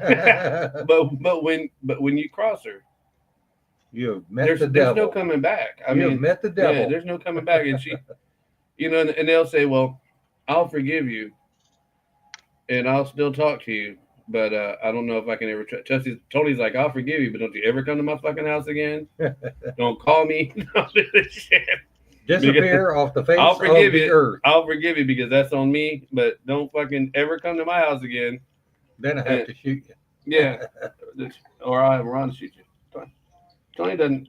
You know, the only problem when you have a wife that likes to shoot as much as my wife likes to shoot is you have to get really good at field dressing. That are moving. What's that joke? What's that joke? The guy calls an ambulance and he goes, "Hey, my buddy just got shot in the woods." He goes, "It was a hunting accident. I shot him."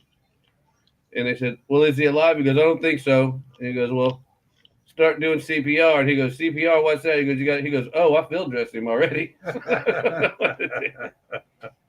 I know that's not the whole joke. It's funny though. It's funny in a morbid way. Yeah, you know, the first time that I shot a deer, and I don't like to hunt.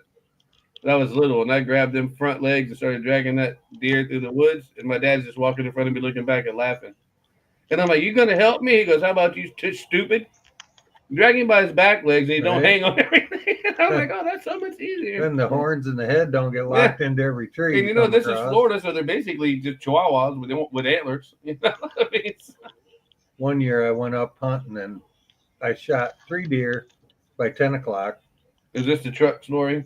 No, this is a whole different thing. I want to know the truck story again because that's funny as shit. But anyhow, I put the first deer I shot was down this bank, and I seen him down there, and I leaned over, sitting on my 5-gallon bucket. I set my beer down, took a shot, hit him.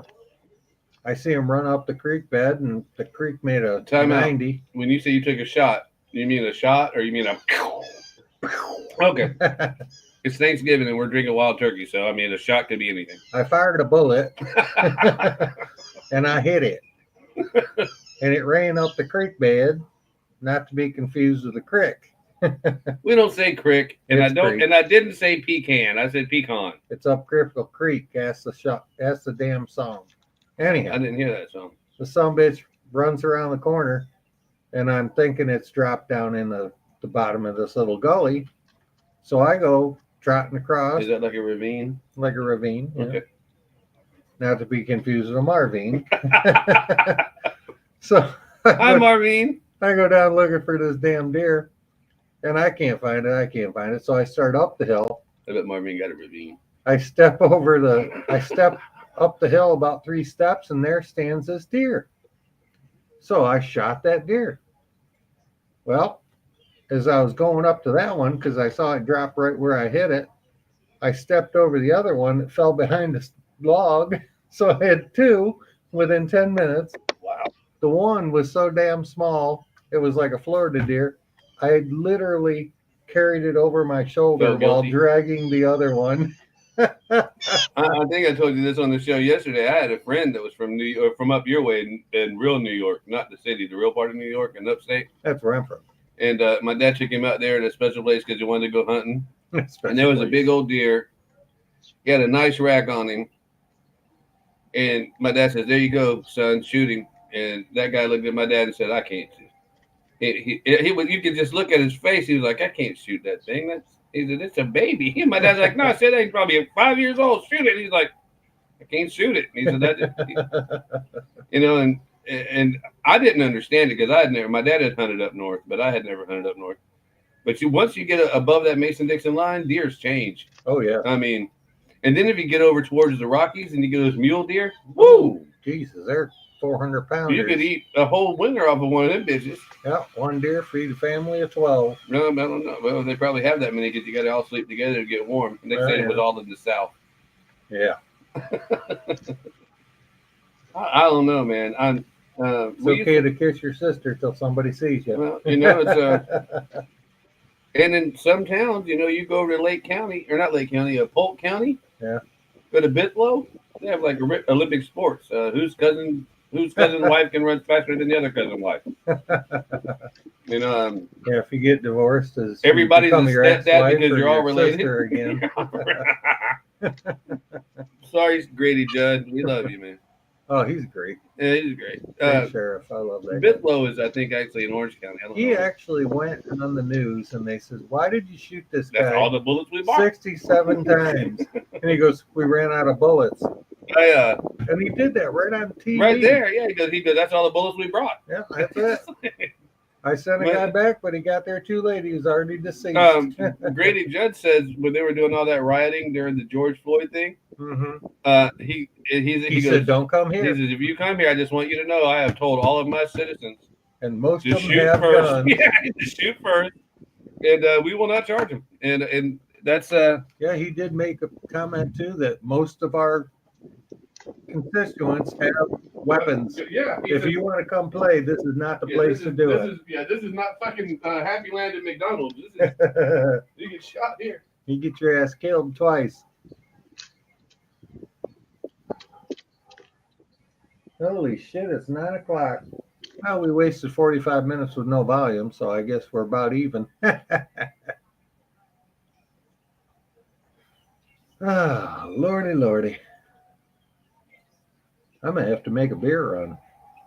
I cannot go through this day with a 8-pack. That ain't going to work. I'm sure my wife will be impressed.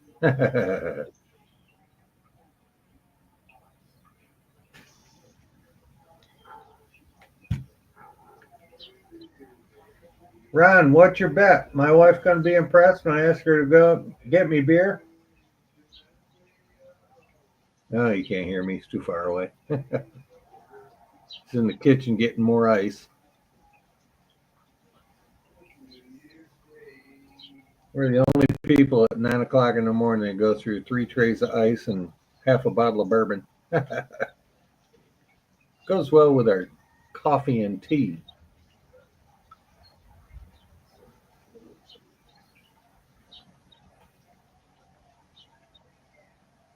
I was ahead of the game on the tea. I made a whole gallon jug of that, so I'm ready to rock.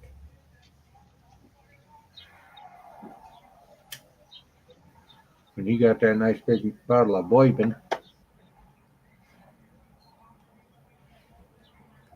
I checked on my turkey bird. He's looking good. And I got a bacon tray full of extra stuffing because I always make way more than I need because I like stuffing. And man, oh man, is that looking good. Oh. I got my mother's secret recipe and she told me I make it better than her. And she says, what do you put in? And I says, your damn recipe. Yeah, I know. She goes, I don't remember. Make sure you tell them that if anyone thinks our show is running long, it is. It's because the first hour I forgot to turn the microphone on. Yeah, I just mentioned that. Oh, did you? You think my wife will be impressed when I tell her I need her to go get me beer? I think she'll kick your ass. Yeah, so much for a happy Thanksgiving. Could be a dangerous Thanksgiving.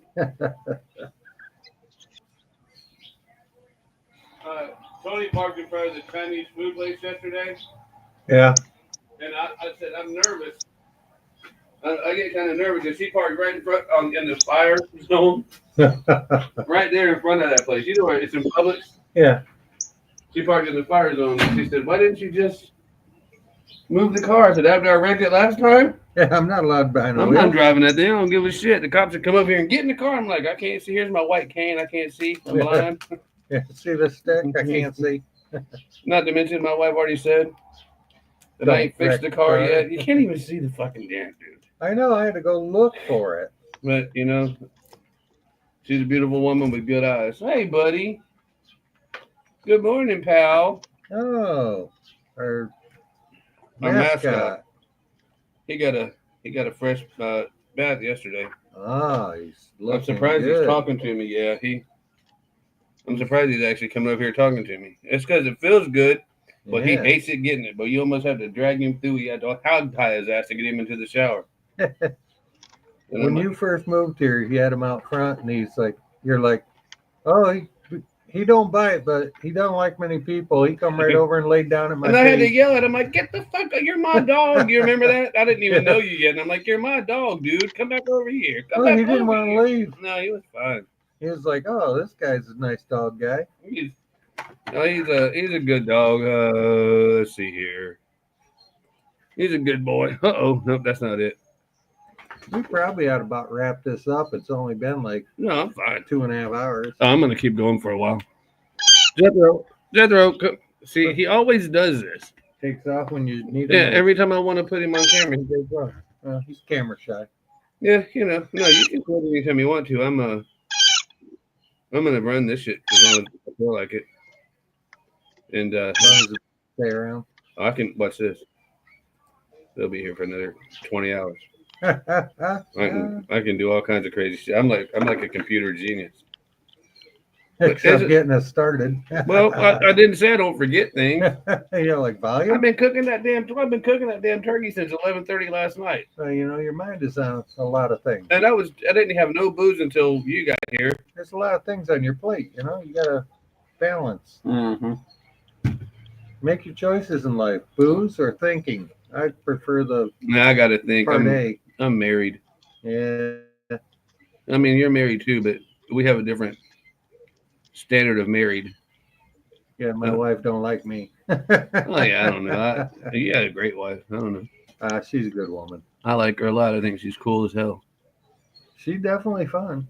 When you say, "Oh man, best person you could ever marry be a bartender," sure enough, I married a bartender. Yeah, I like her. I think she's a nice lady, but I know that she's got that Toni side. Got that. Toni side.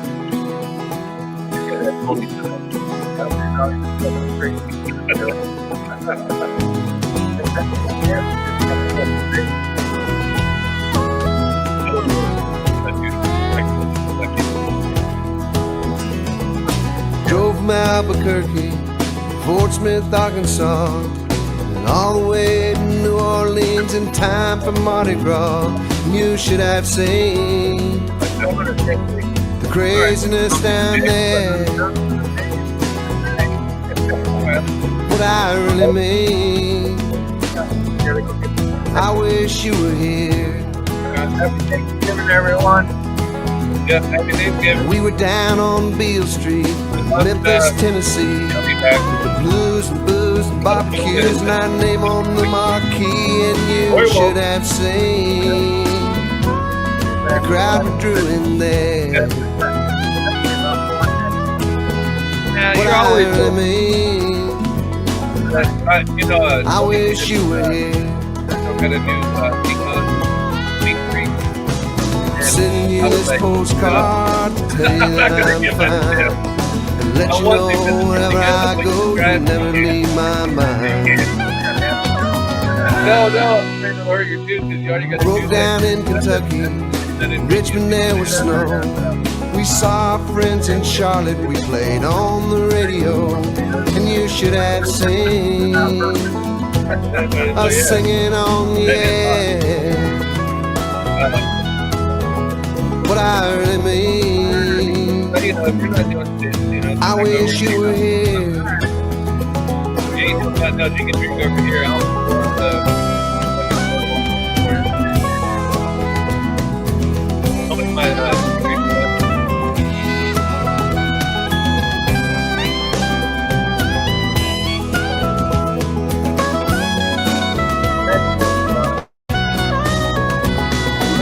I'm looking for a fun song. I don't know what all these things I have recorded are. That's the problem.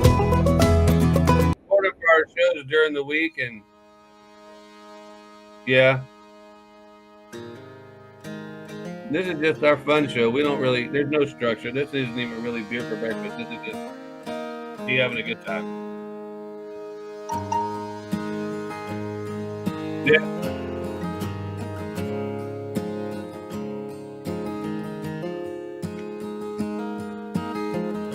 There ought to be a town somewhere named for how I feel. Yeah, I could be the mayor down there and say, welcome to Sorryville. It wouldn't be on a map nowhere, you might say that it don't exist. But if you make enough wrong turns, it'd be hard to miss. There ought to be a bridge somewhere they could dedicate to me. I'd probably come to the ceremony with a can of gasoline and walk on over to the other side, and there I'd light a match. Sit and stare through the smoke and flames, wondering how I'm gonna get back. Why do I do the things I do? Was I born this way? Am I self-made fool? I shoot the lights and I curse the dark. I need your love, but I break your heart. And I know the words that'll bring you back, but I don't say nothing as I watch you back. I had to work to be the jerk I've come to be. It ain't easy being me.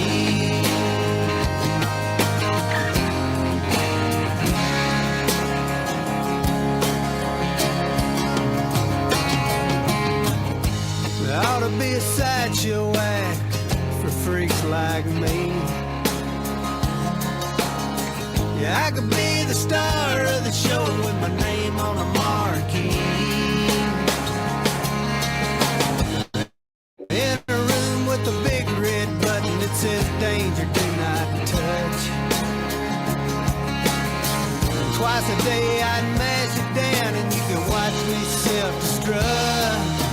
Why do I do the things I do? Was I born this way? Am I a self-made fool? I shoot the lights and I curse the dark. I need your love, but I break your heart. And I know the words that'll bring you back, but I don't say nothing as I watch you pass. I had to work to be the jerk I've come to be. It ain't easy being me.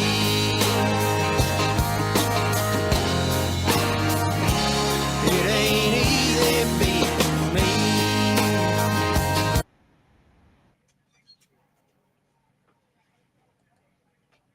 Well, I stopped that one too soon, didn't I? I'm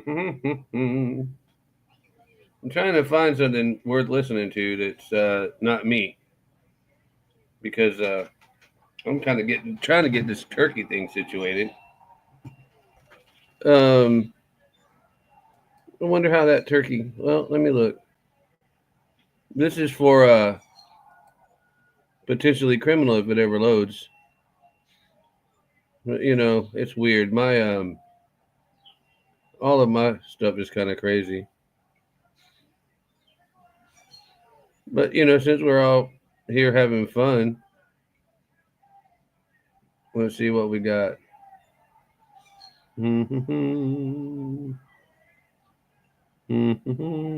There's got to be something that I've done that is pretty good. Maybe not. Maybe not. It's always like this. Smart people don't.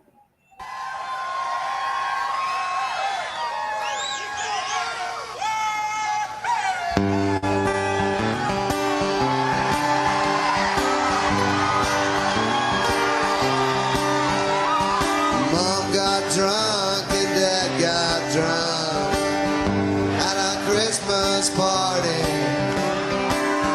We were drinking champagne punch and homemade eggnog. Little sister brought her new boyfriend. He was a Mexican. We didn't know what to think of him till he sang Feliz Navidad, Feliz Navidad.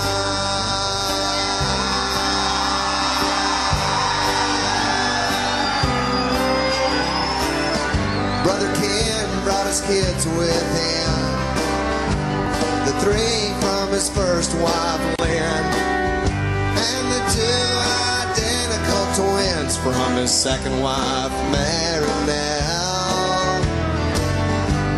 Of course, he brought his new wife Kay. He talks all about AA, chain smoking while the stereo plays. Noel, Noel, the first Noel.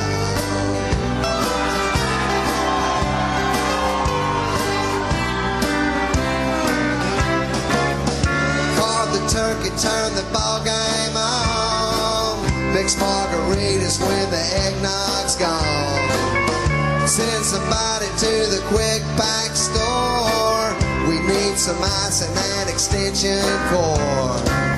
A can of bean dip and some diet rides. A box of tampons, some Marlboro Lights. Hallelujah, everybody say cheese. Merry Christmas from the family.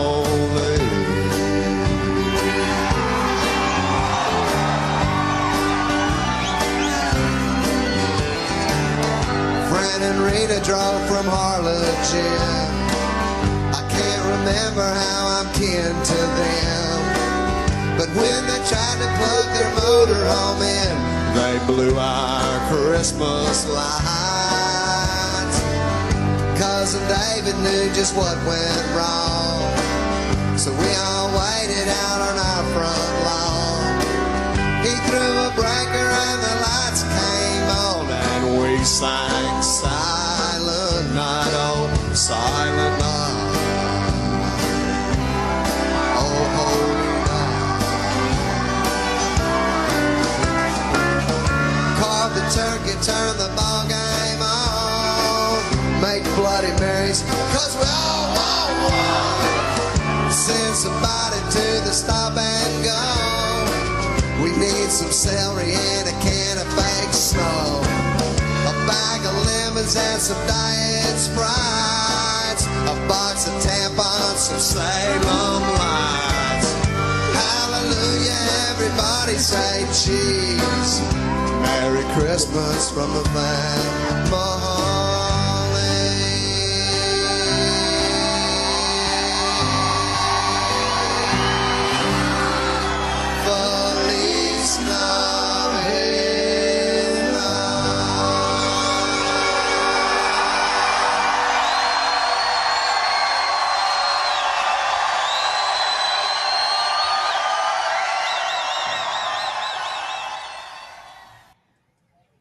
This is how my turkey's going so far. I play this mostly for potentially criminal because he gets it. He knows how important these turkeys are. But I just made this. What do you think, Mr. Potentially Criminal? This is after your great show last night that I was smoking this turkey, but you didn't read my post. But it's going to be about ready about noon. The security device, the government security device hasn't popped up yet. But yeah, this is it. And that is Lake Grassy. Anything you want to catch out there and eat or shoot, no one lives here. It's a pretty quaint little place. We also have cows. Take it easy, brother.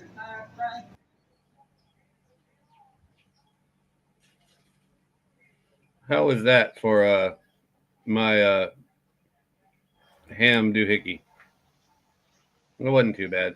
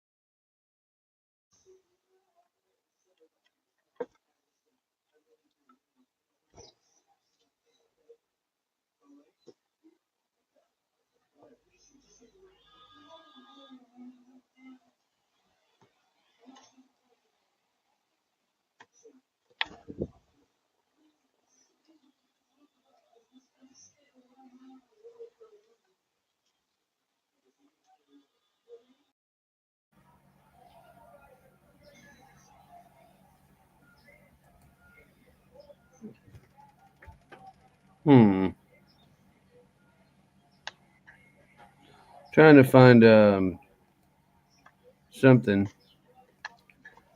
to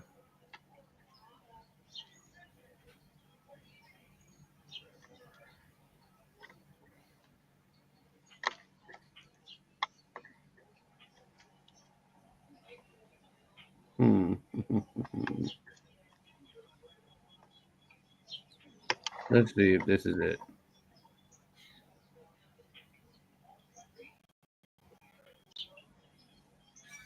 Huh.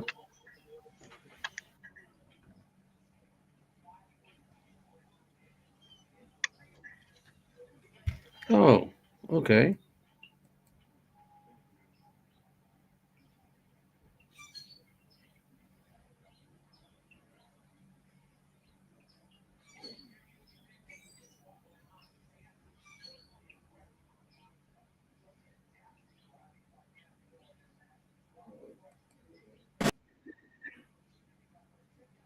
Now I'm trying to figure this out. This is all new to me. This might come as a shock to you, but me and Tim aren't professionals. I mean, not at live streaming, but we do try to We do try to do all this right. I'm trying to, because I have to go talk to my wife here for a little while, because I haven't seen her since last night. So let's see if this one works.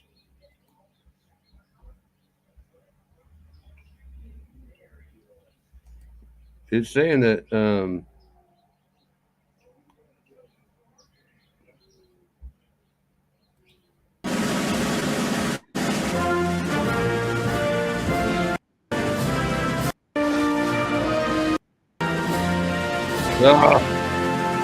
we already played it once.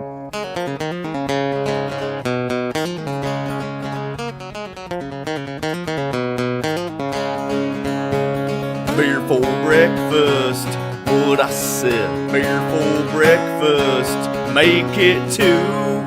Pop that top, pop that top, pop that top again. Pop that top, pop that top, pop that top again.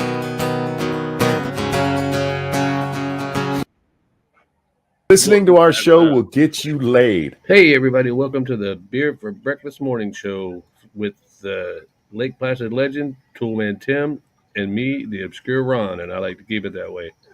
We're coming to you live and local from the Obscure Destinations Studios in Lake Placid, Florida.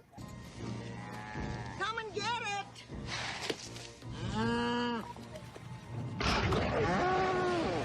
No, not that Lake Placid. Stick around, have fun, laugh while you can, and remember to like and subscribe and tell your friends about us. Beer for Breakfast Morning Show is brought to you by Ground Up Remodeling. Tim will take care of your needs from the ground up. Truly one of the best in Lake Placid, and we wouldn't let anyone else work on our handyman or home improvement needs. Call Tim today.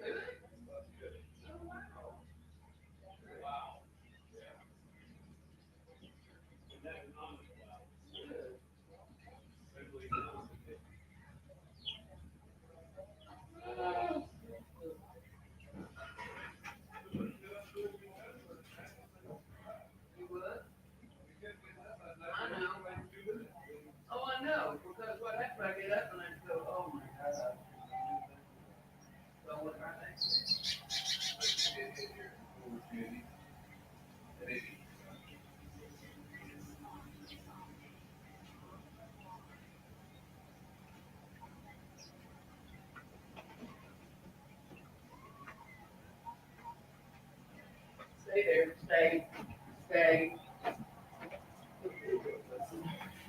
What the hell is going on? Oh, no. It's just not my day for this recording thing, so.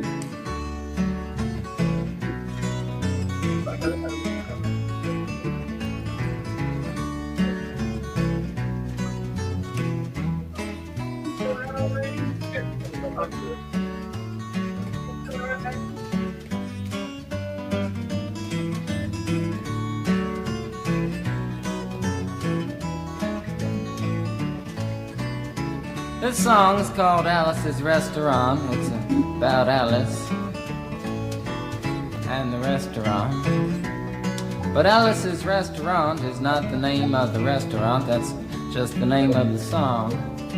That's why I call the song Alice's Restaurant.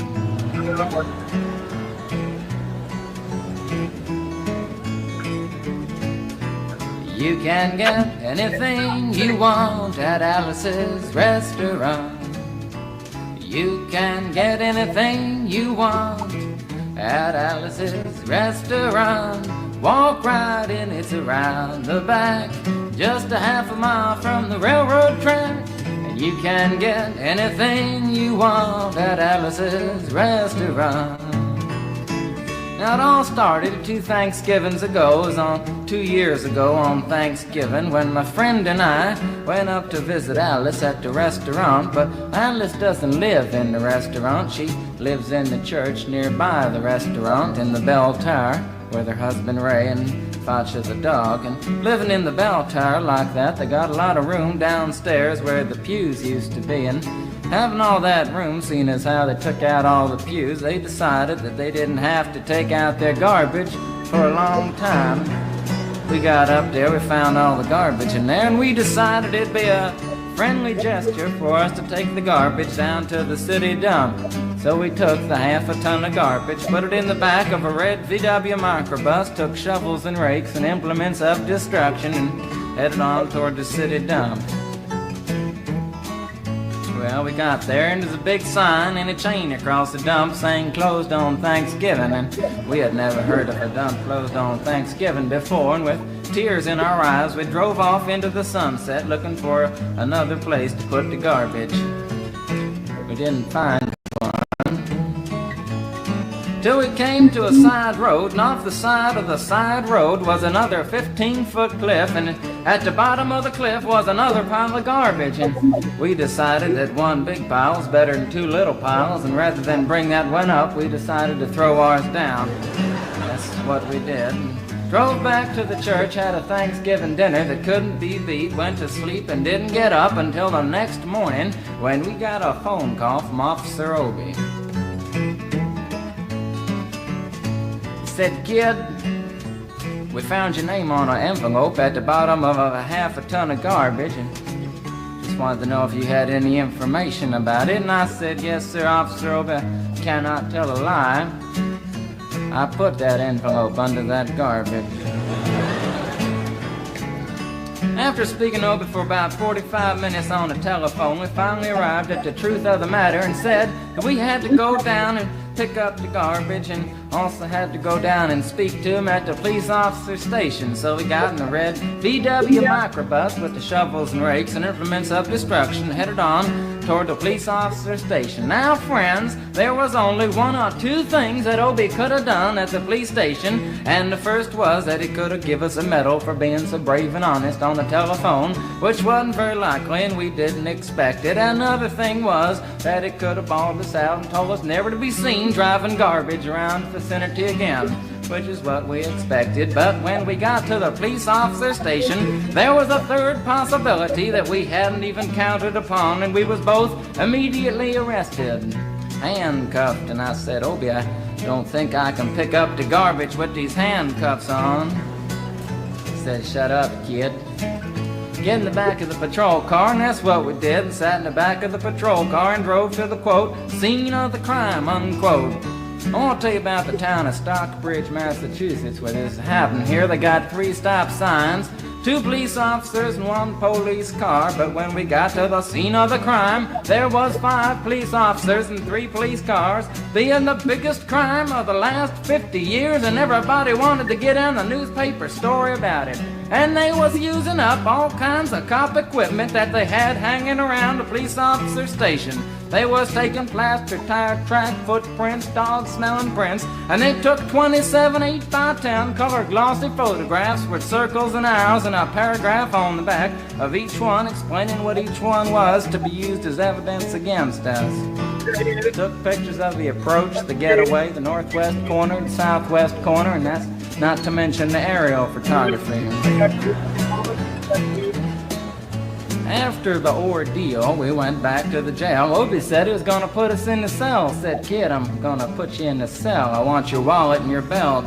And I said, Obie, I can understand you want my wallet, so I don't have any money to spend in the cell, but what do you want my belt for? And it said, kid, we don't want any hangings. Said, Obie, did you think I was gonna hang myself for littering? Obie said he was making sure, and friends Obie was, 'cause he took out the toilet seat so I couldn't hit myself over the head and drown. And he took out the toilet paper so I couldn't bend the bars, roll the toilet paper out the window, slide down the roll and have an escape. Obie was making sure, and it was about 4 or 5 hours later that Alice, remember Alice? It's a song about Alice. Alice came by and with a few nasty words to Obie on the side, bailed us out of jail. We went back to the church, had another Thanksgiving dinner that couldn't be beat, and didn't get up until the next morning when we all had to go to court. Another bird in the bird feeder. feeder. Sat down. Obie came in with the 27 8x10 colored glossy pictures with the circles and arrows and a paragraph on the back each one. Sat down. Man came in, said, all rise. We all stood up, and Obie stood up with the 27 8x10 colored glossy pictures, and the judge walked in, sat down with the seeing-eyed dog, and he sat down. We sat down. Obie looked at the seeing-eyed dog.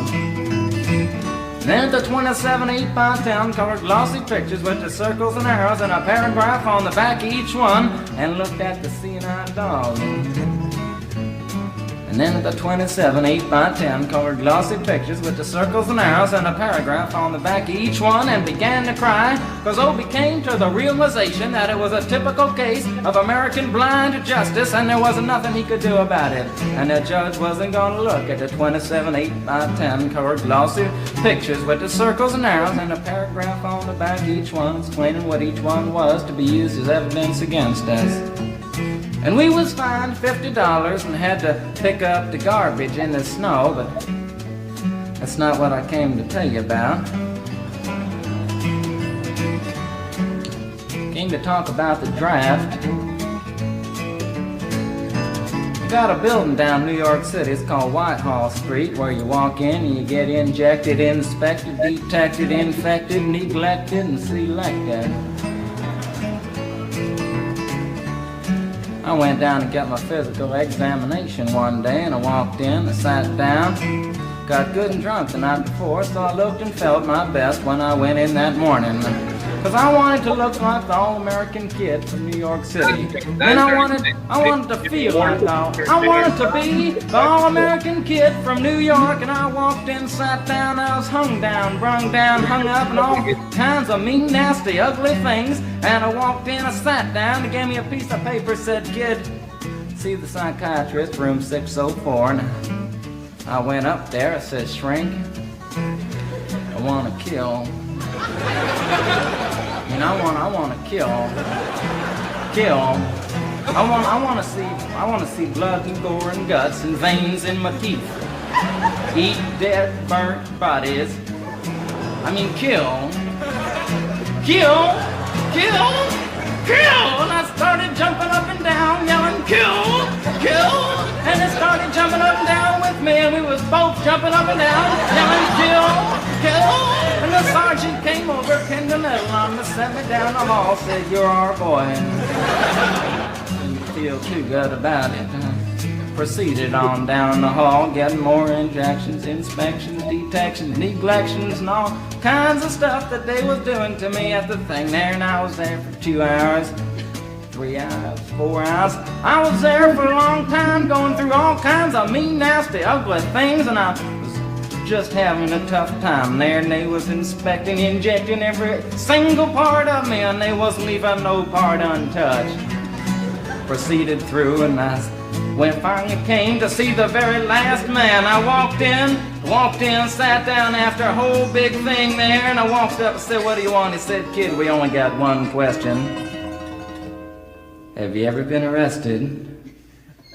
And I proceeded to tell him the story of Alice's Restaurant Massacre with full orchestration and 5-part harmony and stuff like that, and then all the phenomena stopped me right there and said, kid, did you ever go to court? I proceeded to tell him the story of the 27 8x10 colored glossy pictures with the circles and arrows and a paragraph on the back of each one. It stopped me right there and said, "Kid, I want you to go over and sit down on that bench that says Group W. Now, kid."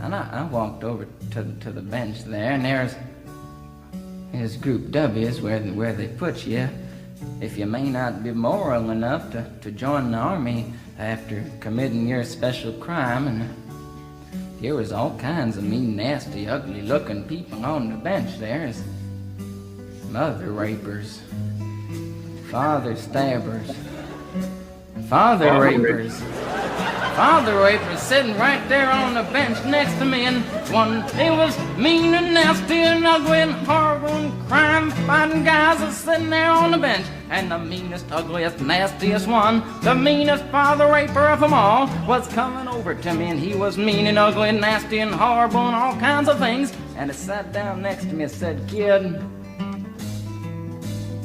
what'd you get?" I said, "I didn't get nothing. I had to pay $50 and pick up the garbage." He said, "What were you arrested for, kid?" And I said, "Littering." And they all moved away from me on the bench there to carry eyeball and all kinds of mean, nasty things, till I said, "And creating a nuisance." And they all came back, shook my hand, and we had a great time on the bench talking about crime, mother stabbing, father raping, all kinds of groovy things that we was talking about on the bench. And everything was fine. We were smoking cigarettes and all kinds of things until the sergeant came over, had some paper in his hand, held it up and said, "Kids, this piece of paper's got 47 words, 37 sentences, 58 words. We want to know details of the crime, time, crime, and that kind of thing. Got to say up about the crime, want to know the rest of the officer's name, and that kind of thing. You got to say." And it talked for 45 minutes, and nobody understood a word that he said, but we had fun filling out the forms and playing with the pencils on the bench there. And I filled out the massacre with the 4-part harmony and wrote it down there just like it was, and everything was fine. And I put down a pencil and I turned over the piece of paper, and there on the other side, in the middle of the other side, away from everything else on the other side, in parentheses, capital letters,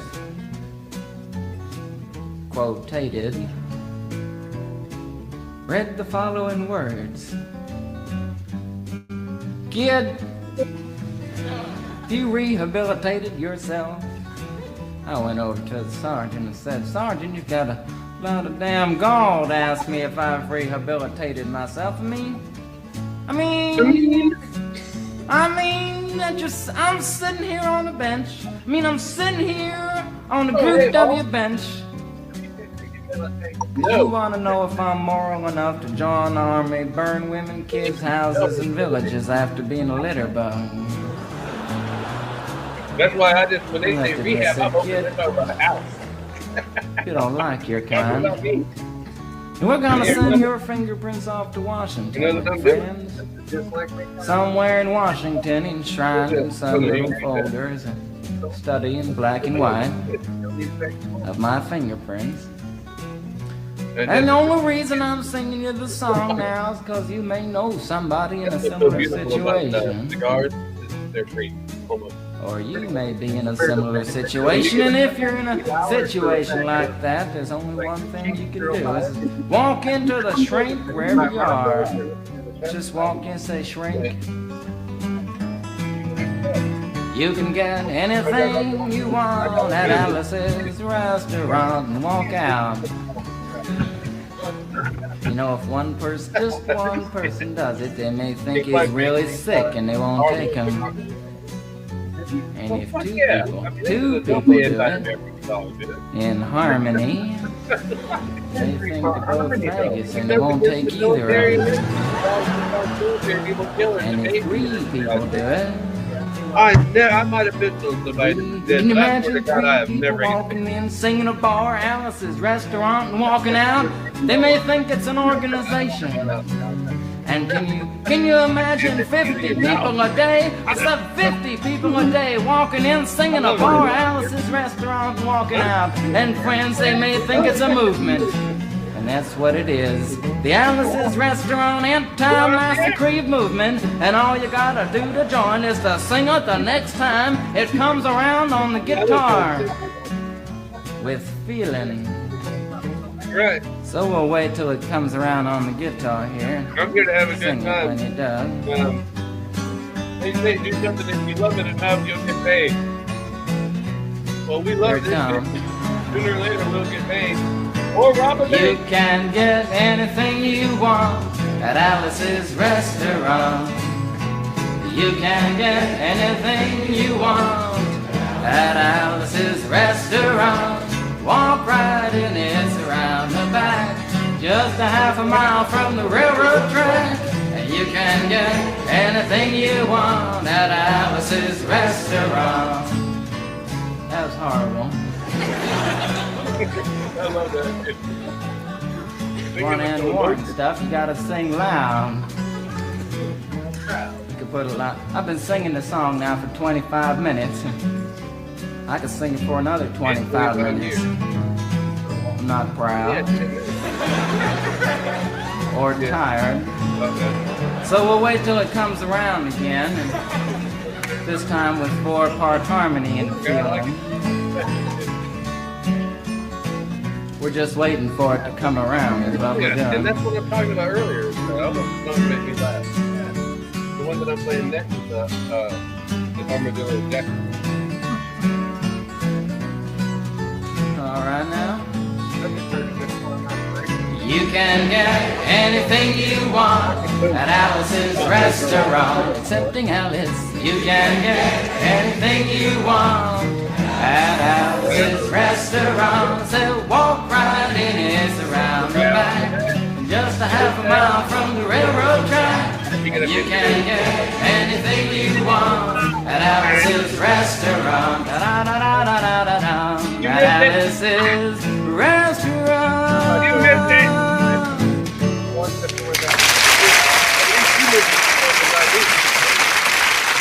Did you nail it?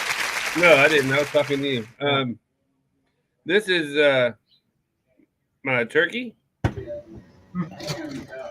Looks like a turkey. What do you think, Mr. Potentially Criminal? Yeah, Sean. This is after your great show last night that I was smoking this turkey, but you didn't read my post.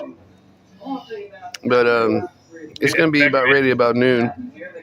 The security device, the government security device hasn't popped up yet. But, yeah, this is it. And that is Lake Grassy. Anything you want to catch out there and eat or shoot, no one lives here. You know, It's a pretty quaint little place. Everywhere, you know, They also have cows. that's what they're gonna do. Take it easy, brother. Yeah. They're making sure you wash your turkey properly. Not only that, during COVID, they make sure you only had 2 people in your house with that security device. And you're standing 10 feet apart with a mask. I said to somebody on there once, I said, whatever you do, pull that security device out. Because if you talk, They're going to get you. this needs to be a video, but it's not. You think it's butter, but it's not. I love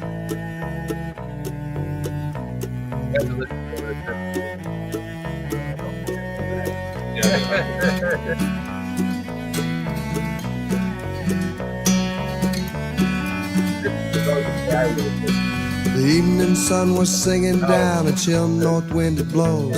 The new plowed ground was cooling. Your Thanksgiving on the porch. I says, you need to get your ass back before I have to kick your ass. And my wife says, you talking to me? I said, do you think I need my ass kicked? No kidding. I says, I was at the hospital yesterday. I'm not going back today. I broke the tips of the wings off the turkey. Oh. He gave them to Jethro. Then the rest of the wing. Your wife's gonna kill you. No, she was there. She No. didn't care. No, she was there. Because we were eating the fat part. You know, the turkey wing is just like a chicken wing. It just got that part of the chicken wing that nobody wants is the two bones. The little tit, yeah. Yeah, it's got the little tit. Well, Jethro loves those. Oh, yeah. People say, don't give your dog bullshit. Don't give your dog chicken bones. I'm like, let me tell you something. That dog will roll. My wife says, he'll eat a whole damn chicken. No, fuck that. My wife says, I smelled this. Because, you know, we cook our special dog food for the dog. Right. Chicken and rice with veg all and veggie mix. And, you know, we take care of him. And you can get that off of eBay, by the way. You're hoping he'll take care of you when you get old. No, he's already old. The hell was I saying? Chicken and rice. Oh, and Tony will say, smell it, make sure it's still good. And I'm like, he will go and find a possum that's been dead for 6 months, roll in it, then eat it. Now you're worried about chicken and rice being sour? Damn dog do his own shit. He don't care. My dog does not do that. Well, you trained him well. Yeah. Now, what he does in your yard with that cat shit is none of my business, and I don't want to know anything about it. Fast the river rolls and flows beneath the two-lane concrete river bridge between my place and town on that hotbed farm to market road they call 1291. I'm saying, son, you'll see me searching, sizzling down that broad highway. Dollar signs in both my eyes, I'm seeking out my prey. I'm praying, Jesus, will you send me just another 3 or 4? They pay $2.50 down in Hallettsville, $3, maybe more, and more than likely they'll be out tonight or wandering from the farm, waddling down 1291 to keep their bodies warm. I'm talking walking belts and neckties and boots for rodeo. They don't run too fast, don't waste much gas. I'm making lots of dough. The armadillo, the armadillo, the armadillo never sees me when I hit him with my brights. His life don't pass before his eyes, he's blinded by my lights. And so I hit him with my bumper, doing 60, 65. They take him frozen down in Hallettsville, they don't take him alive. The jackal cried, the jackal cried,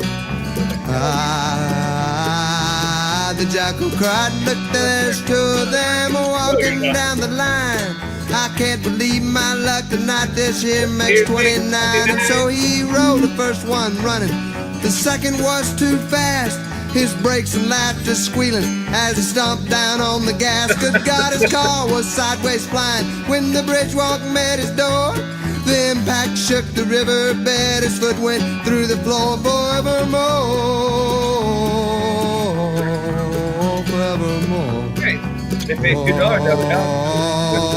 forevermore was his last moment. From the bridge walk to the stream, from the speckled blood around his smile to spewing gasoline. And then he screamed his raspy epitaph before he turned to flame. They pay $2.50 down in Hallettsville.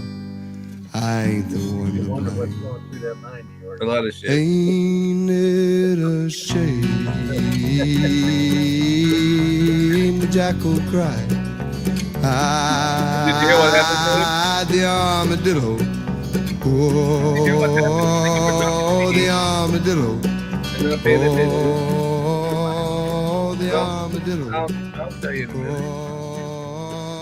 Oh, the armadillo. The armadillo. His epitaph is the funniest part of the whole damn song.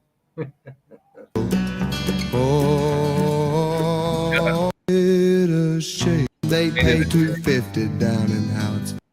The gas, good God, his car was sideways flying when the bridge walk met his. There's 2 of them walking down the line. I can't believe my luck tonight, this here makes 29. And so he rode the first one running, the second was too fast.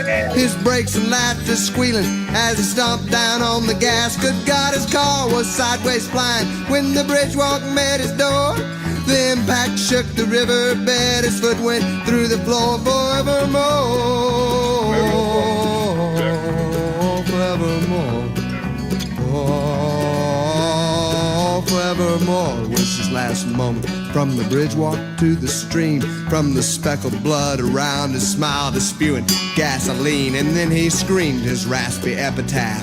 Before he turned to flame, they paid $250 down in Howard'sville. I ain't the one to blame.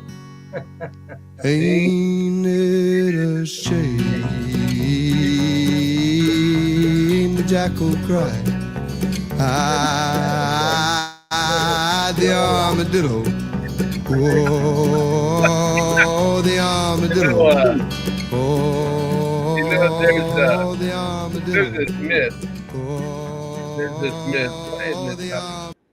There's this myth that if you run over an armadillo, it'll flip your car. That's what this whole song is really kind of about. Oh. Because, you know, like I've got the little armadillo that comes hang out in my yard and your yard. Right. He only goes to your yard because he's run out of corn at my yard because the squirrels already ate all the damn corn. And he thinks I might have He's some. thinking maybe that guy's got some corn. But Wrong. then, Tim takes his trash out every day. Me, on the other hand, I like to test the virility of my trash bags. Find out how. You paid good money for them damn things. Because you know what? Sometimes, and I'm not saying every time, I'm saying sometimes you know pretty soon if there's a possum in your yard by the amount of trash bag torn apart. And you can eat possum, but I'm telling you, the smartest thing to do is put them in a cage and feed them for about a month. Because if not, then you're eating rotten cow and, you know, you can taste it. You know, it's just like when you eat frog legs, it always has that fishy taste is because frogs eat fish. Other than that one video that we saw where the frog ate the bird. Oh, Jesus, that was crazy. That was crazy. That bird was 3 times bigger. No, I know that frog was never, that guy saved that frog's life. Right. But, yeah, there was no way he was hungry that day. Yeah, there ain't no way he could have ever. There was no, I mean, God, the bird was, it was a seagull and it was 3 times bigger than the frog. Yeah, that's like if I walked up to my oven, opened it up, took the whole turkey out, and tried to shove it in my mouth. It ain't gonna work. You don't think so? No. Oh man, I got a big mouth, but it ain't that big. This is another good romance song. Me and Tim like to play the romance songs because we believe in love. Yeah. We believe in love. I worked the rigs from 3 to midnight on the Corpus Christi Bay. I'd get off and drink till daylight, sleep the morning away. I had a plan to take my wages, leave the rigs behind for good.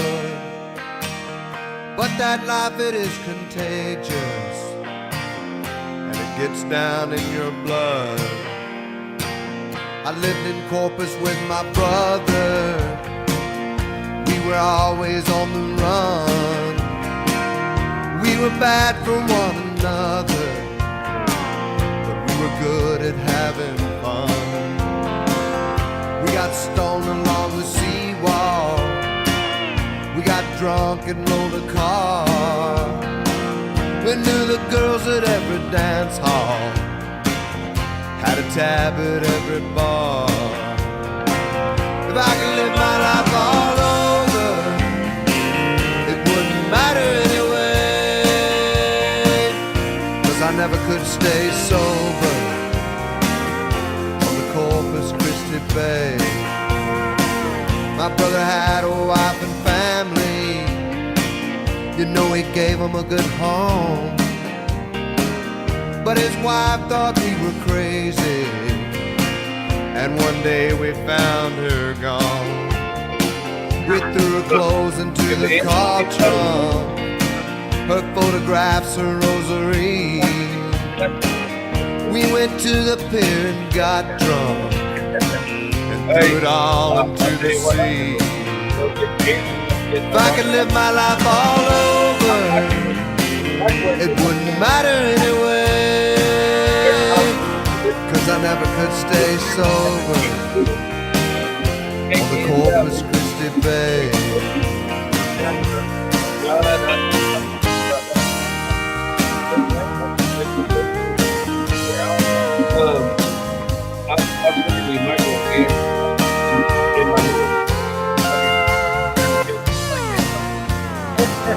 Now my brother lives in Houston.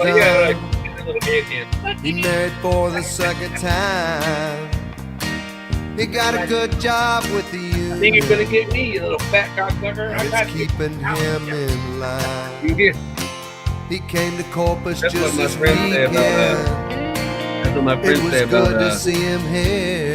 Cat. He said he finally gave up drinking. Like.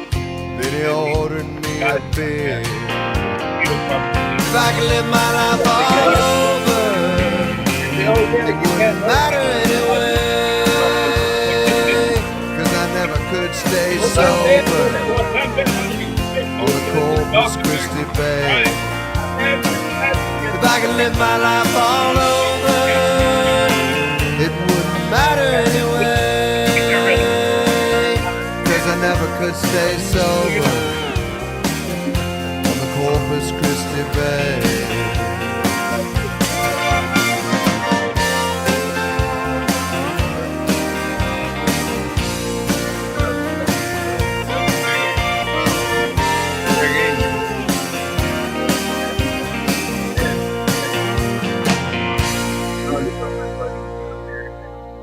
It's not fair that you're that much happier than the rest of us.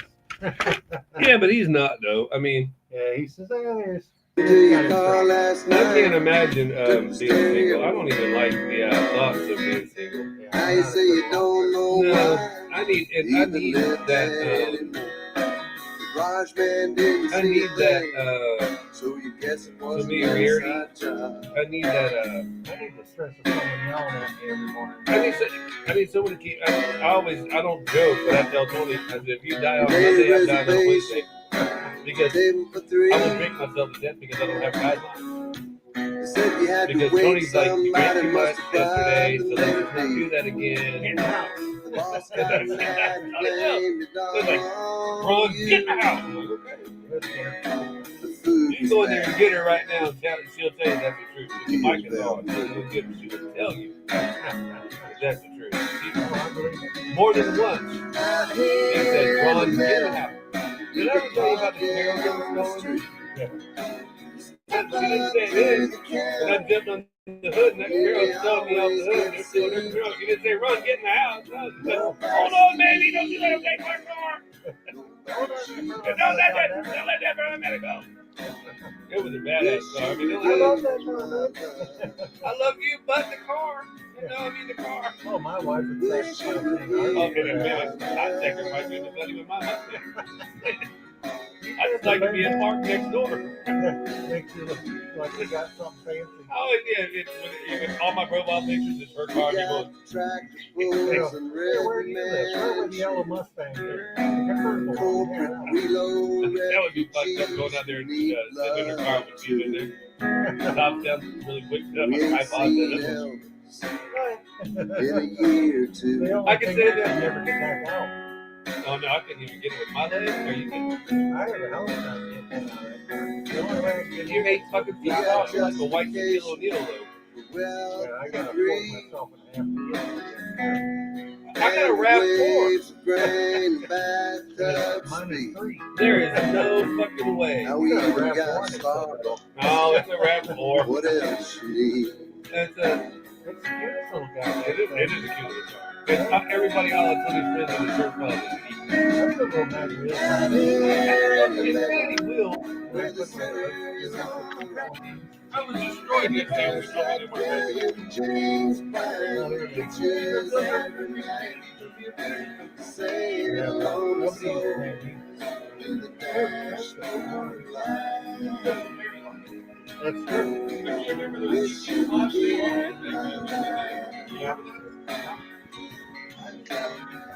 Wish you were here, my love.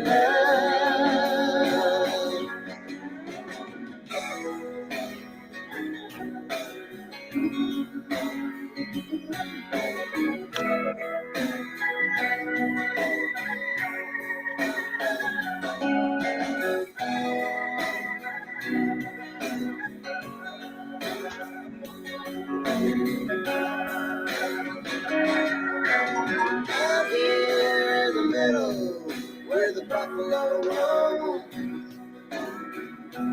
putting up towers pour yourself on. There was sweet old Africans with fine tooth comb. Wish you were here, my love. Wish you were here, my love.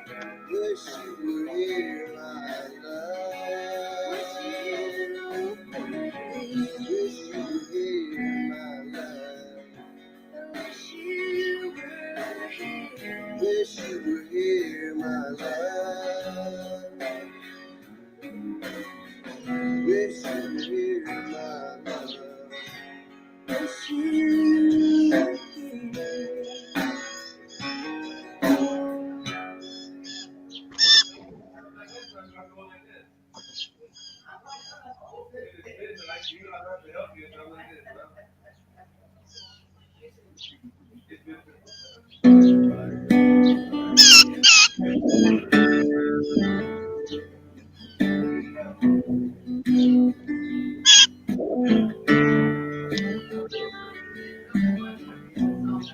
I was 18, my brother was 21. One Saturday evening, when all the work was done, we went down to the river, had some tried lines to run. My brother Walter had a fight the week before, knocked a boy named Wilson through the pool hall door. They said you don't mess with Wilson unless you want a war. I put the boat in the water and I made the engine run. I loaded the lantern against the sinking sun, and my brother Walter was loading his gun, and we went down the river.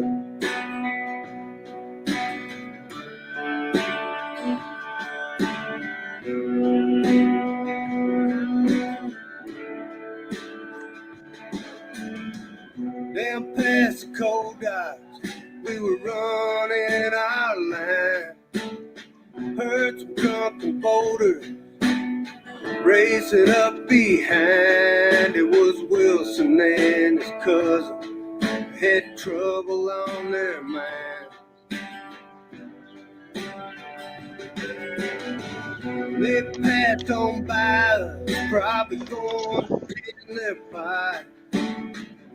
We headed up the river with the fish we caught, but before we made the landing, thought I heard a shot back down the river.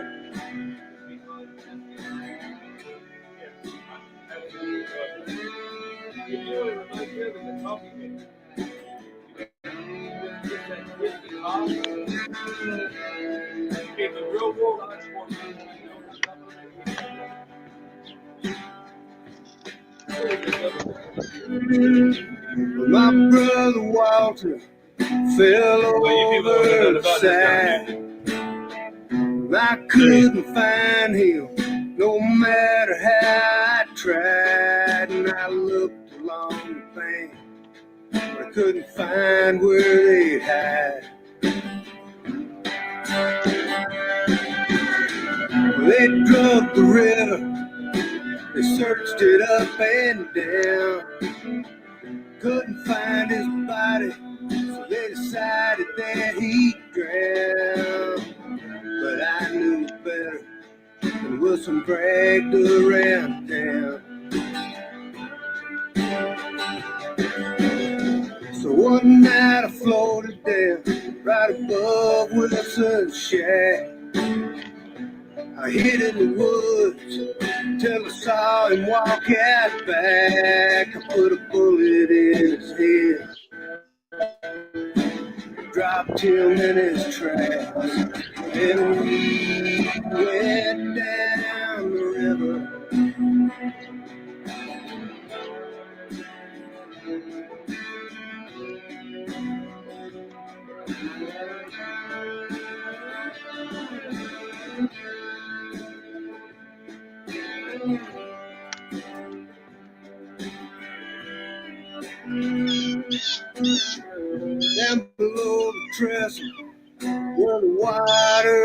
down slow.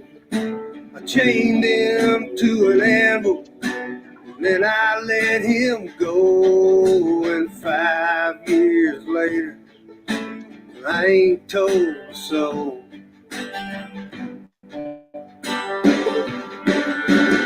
And I ain't done much fishing, I hardly wet a line. The death of my brother is still heavy on my mind. I've been thinking. Let me know in the comments if you like the songs. If not, I'm going to get yelled at by YouTube for them anyway, so just let me know.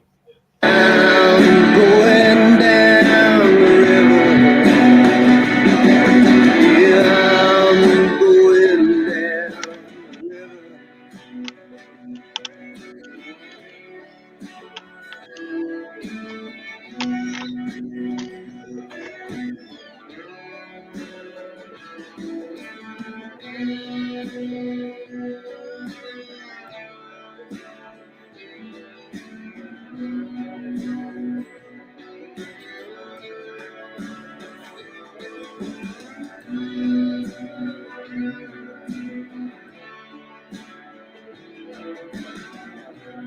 Talk to the cracker.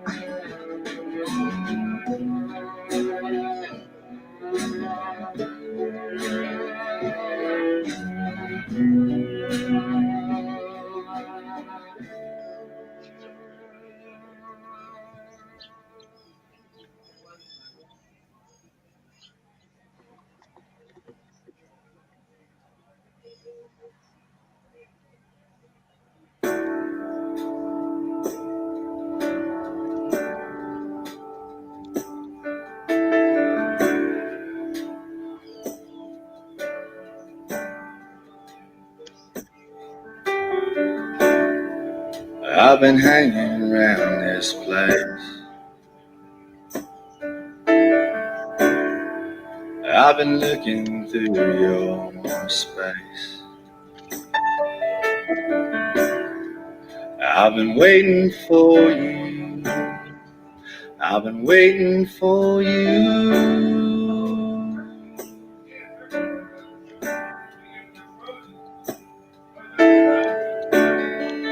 All the places you would go, all the people that you know. I've been looking for you. I've been looking for you.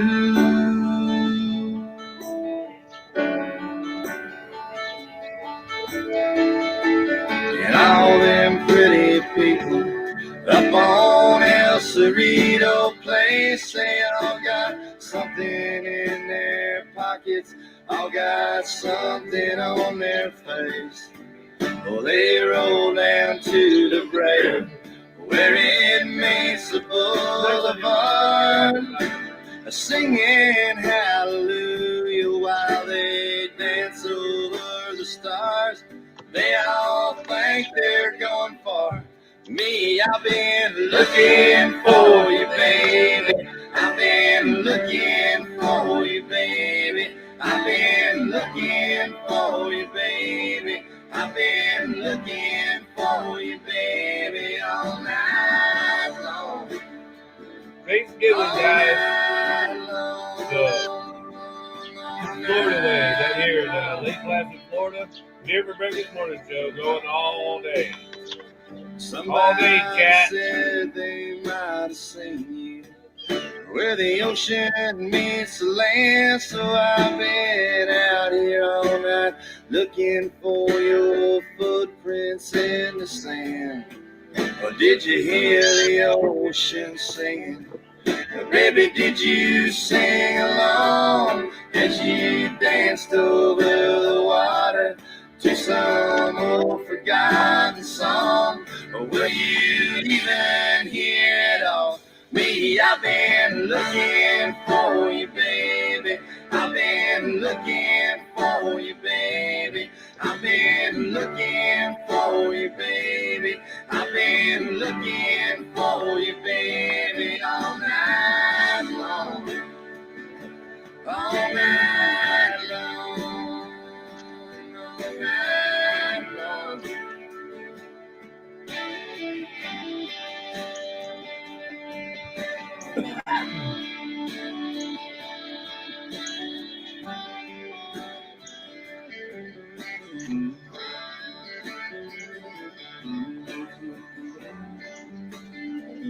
Somehow I wound up in the desert just after daylight. There's a Joshua tree grows that little place you always like. These pioneer town people ain't got too much to say, and if they might have seen you, they ain't giving you away. Well, now it's been 2 days. I've been looking for you, baby. I've been looking for you, baby. I've been looking for you, baby. I've been looking for you, baby, all night long. All night long. All night long.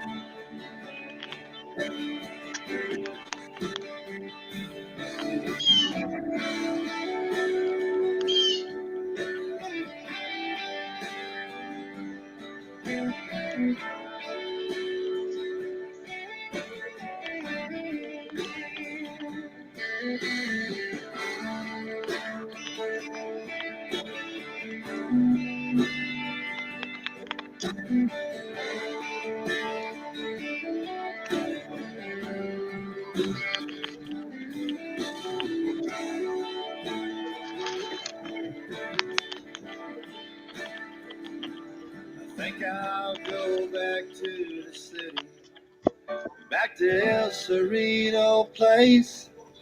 That's the last time that I saw that pretty smile upon your face. I've been looking for you, baby. Da da da da da da da da da. Those are drums. That should have been there but weren't.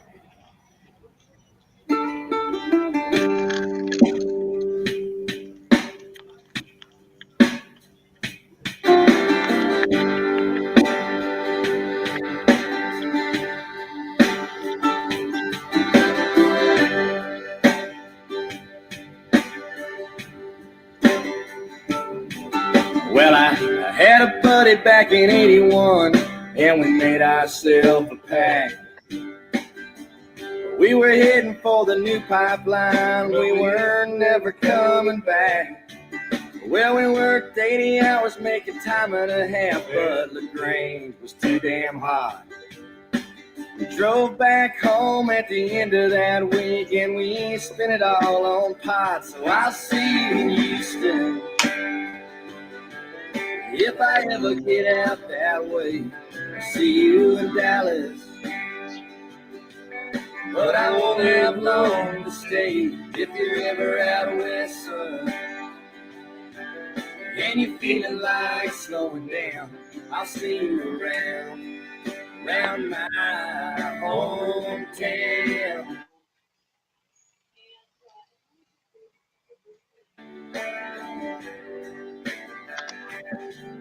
Well, I played ball every single fall. I could run just like the wind. I Went to college like they asked me to, but they didn't ask my friends. Don't think I've seen a single classroom, but I drank a lot of beer. My buddies still love to listen to me when I talk about that year. So I'll see you in Houston if I ever get out that way. I'll see you in Dallas, but I won't have long to stay. If you're ever out west, son, and you're feeling like slowing down, I'll see you around my hometown.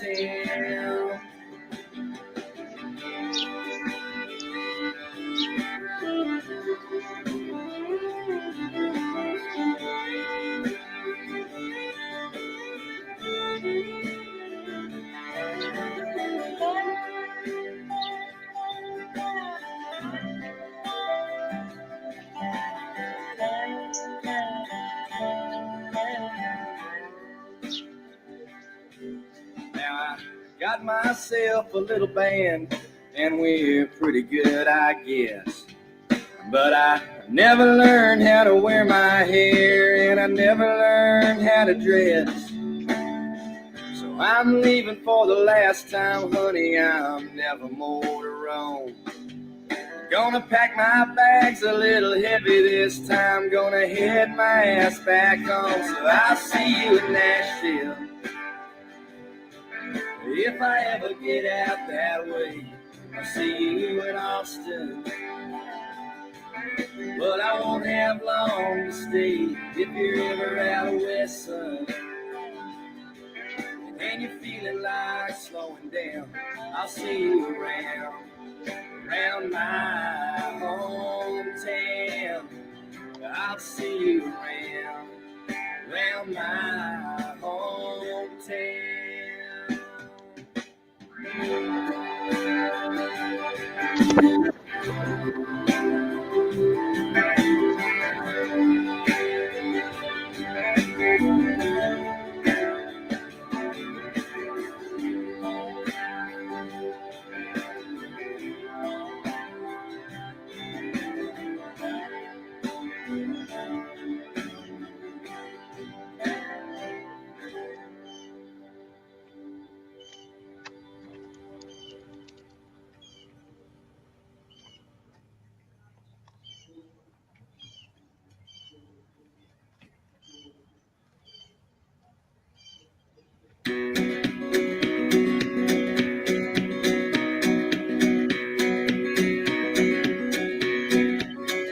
He turned 35 last Sunday, and his hair he found some gray. But he still ain't changed his lifestyle. He likes it better the old way. So he grows a little garden in the backyard by the fence. He's consuming what he's growing nowadays in self-defense. He gets out there in the light zone sometimes when it just don't make no sense. Yeah, he gets off on country music, cause disco left him cold. And he's got young friends in a new way, but he's just too freaking old. And he dreams at night of Woodstock and the day John Lennon died. How the music made him happy and the silence made him cry. Yeah, he thinks of John sometimes, and he has to wonder why. 'Cause he's an old hippie and he don't know what to do. Should he hang on to the old? Should he grab on to the new? He's an old hippie, this new life is just a bust. He ain't trying to change nobody, he's just trying real hard to adjust. And he was sure back in the 60s that everyone was hip. Then they sent him off to Vietnam on his senior trip. And they forced him to become a man while he was still a boy. And behind each wave of tragedy, he waited for the joy. Now this world may change around him, but he just can't change no more. 'Cause he's an old hippie and he don't know what to do. Should he hang on to the old? Should he grab on to the new? He's an old hippie, this new life is a stay bust. He ain't trying to change nobody, he's just trying real hard to adjust. Well, he stays away a lot now from the parties and the clubs. And he's thinking while he's jogging around, sure is glad he quit the hard drugs. Cause him and his kind get more endangered every day. And pretty soon the species will fade away. Like the smoke from that torpedo, just up there fade away. Yeah, he's an old hippie, I don't know what to do. Should he hang on to the old? Should he grab on to the new? He's an old hippie, this new life is just a bust. He ain't trying to change nobody, he's just trying real hard to adjust. He ain't trying to change nobody, he's just trying real hard to adjust.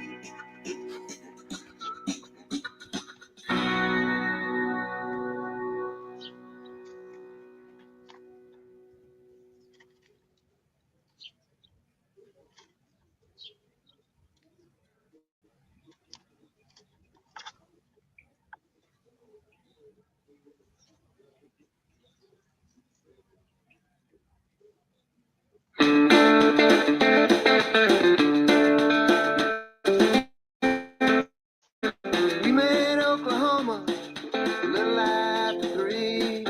Randy's brother Bob and my old GC. We had some moonshine whiskey, some of Bob's homegrown. We were so messed up we didn't know if we were drunk or stoned. Randy was a sad sack, tall, kind of frail. Bob was the baby maniac, crazier than hell. They'd been kicked out of high school several years ago for pushing over 40 cans at the 4-H rodeo.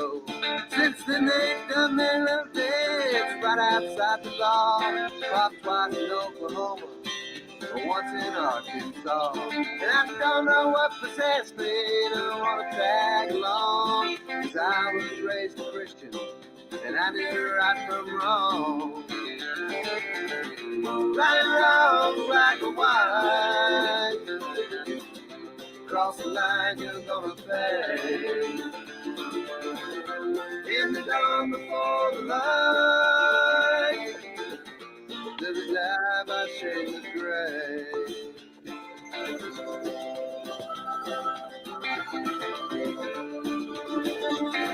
We stole Pimp Charlie Heffley from Randy's sweetheart's paw.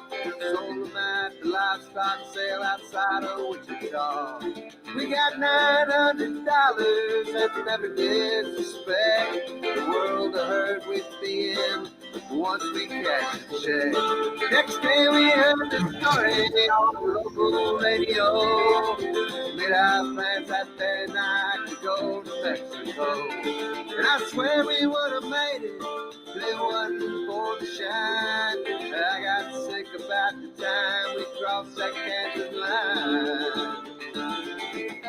Right and wrong, black and white. Cross the line, you're gonna pay. In the dawn before the light, live and die by shades of gray.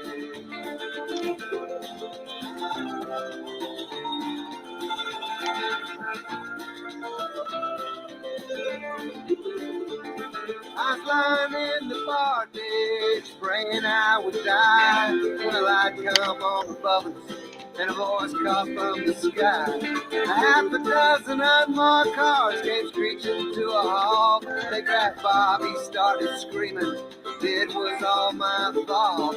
There were men and dogs and helicopters buzzing all around. They had the brothers on the pickup hood and me down on the ground. Bob blew all the pieces, Randy yelled tight. When a black man in a suit and tie stepped out into the light. He told his men to turn us loose. They put down their guns. He said, these are just some sorry kids. They ain't the ones. Right and wrong, black and white. Cross the line, you're gonna pay. In the dawn before the light. Live or die by shades of gray.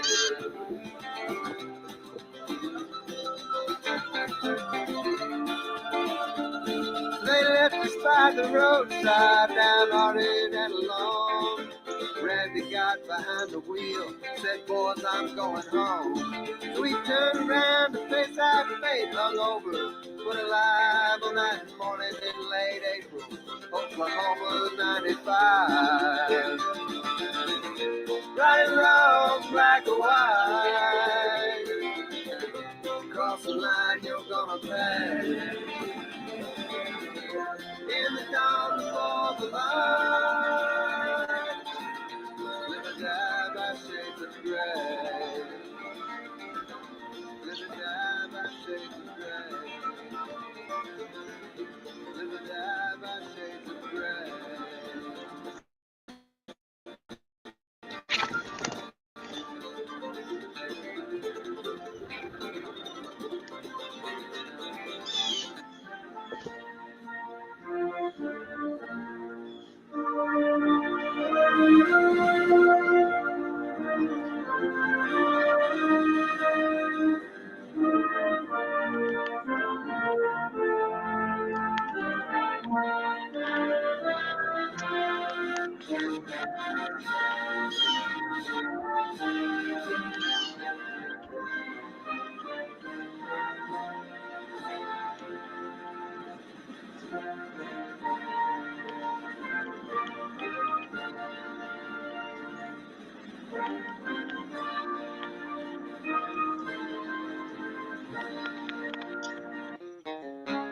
Drinking in the AMs is Sid. Old Cracker just hanging with his old friend.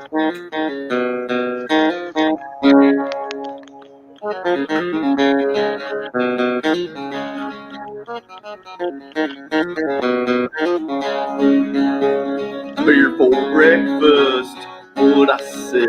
Beer for breakfast, make it. That was a little lame. I was not expecting that to be what was happening next.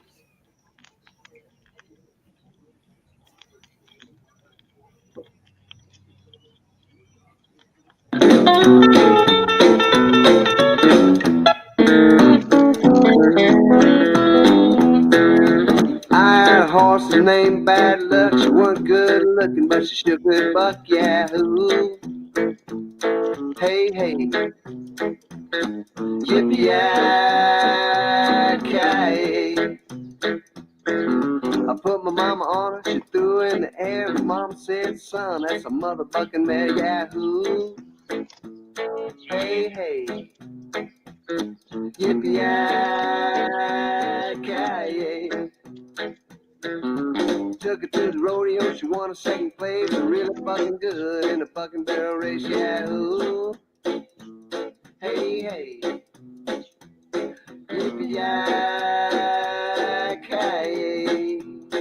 Right on.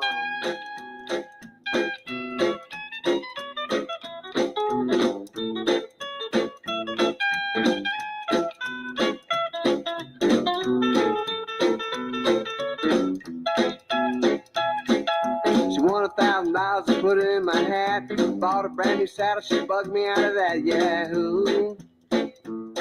Hey, hey. Yippee-yi-ki-yay. She bugged me on a pickup truck, she bugged buck me on the fence, but daddy said, son, you got no bucking sense. Yeah, ooh. Hey, hey.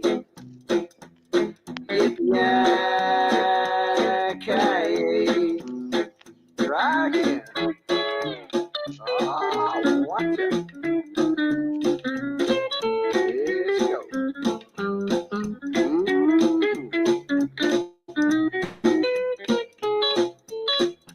One more time. So if you got a bucket, don't ever buck around. That bucket, mother buck, a buck you on the ground. Yeah, ooh. Hey, hey. Yippee-yi-ki-yay.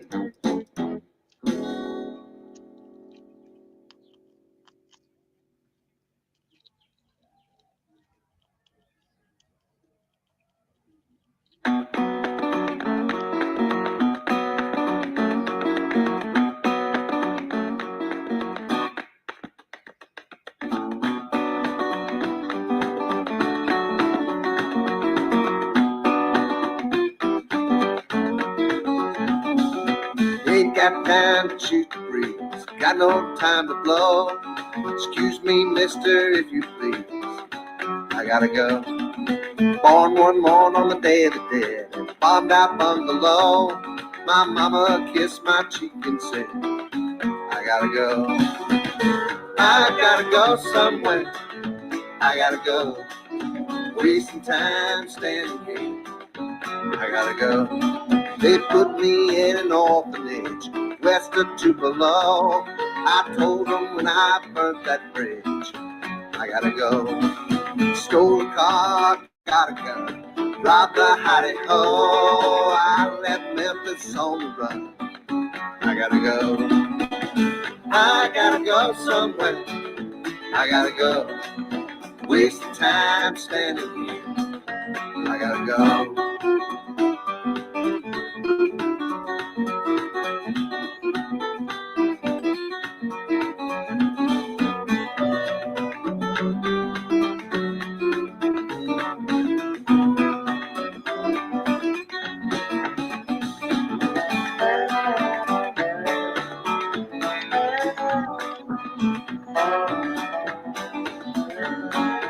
Five cards, the deuce is wild, 3 kings in a row.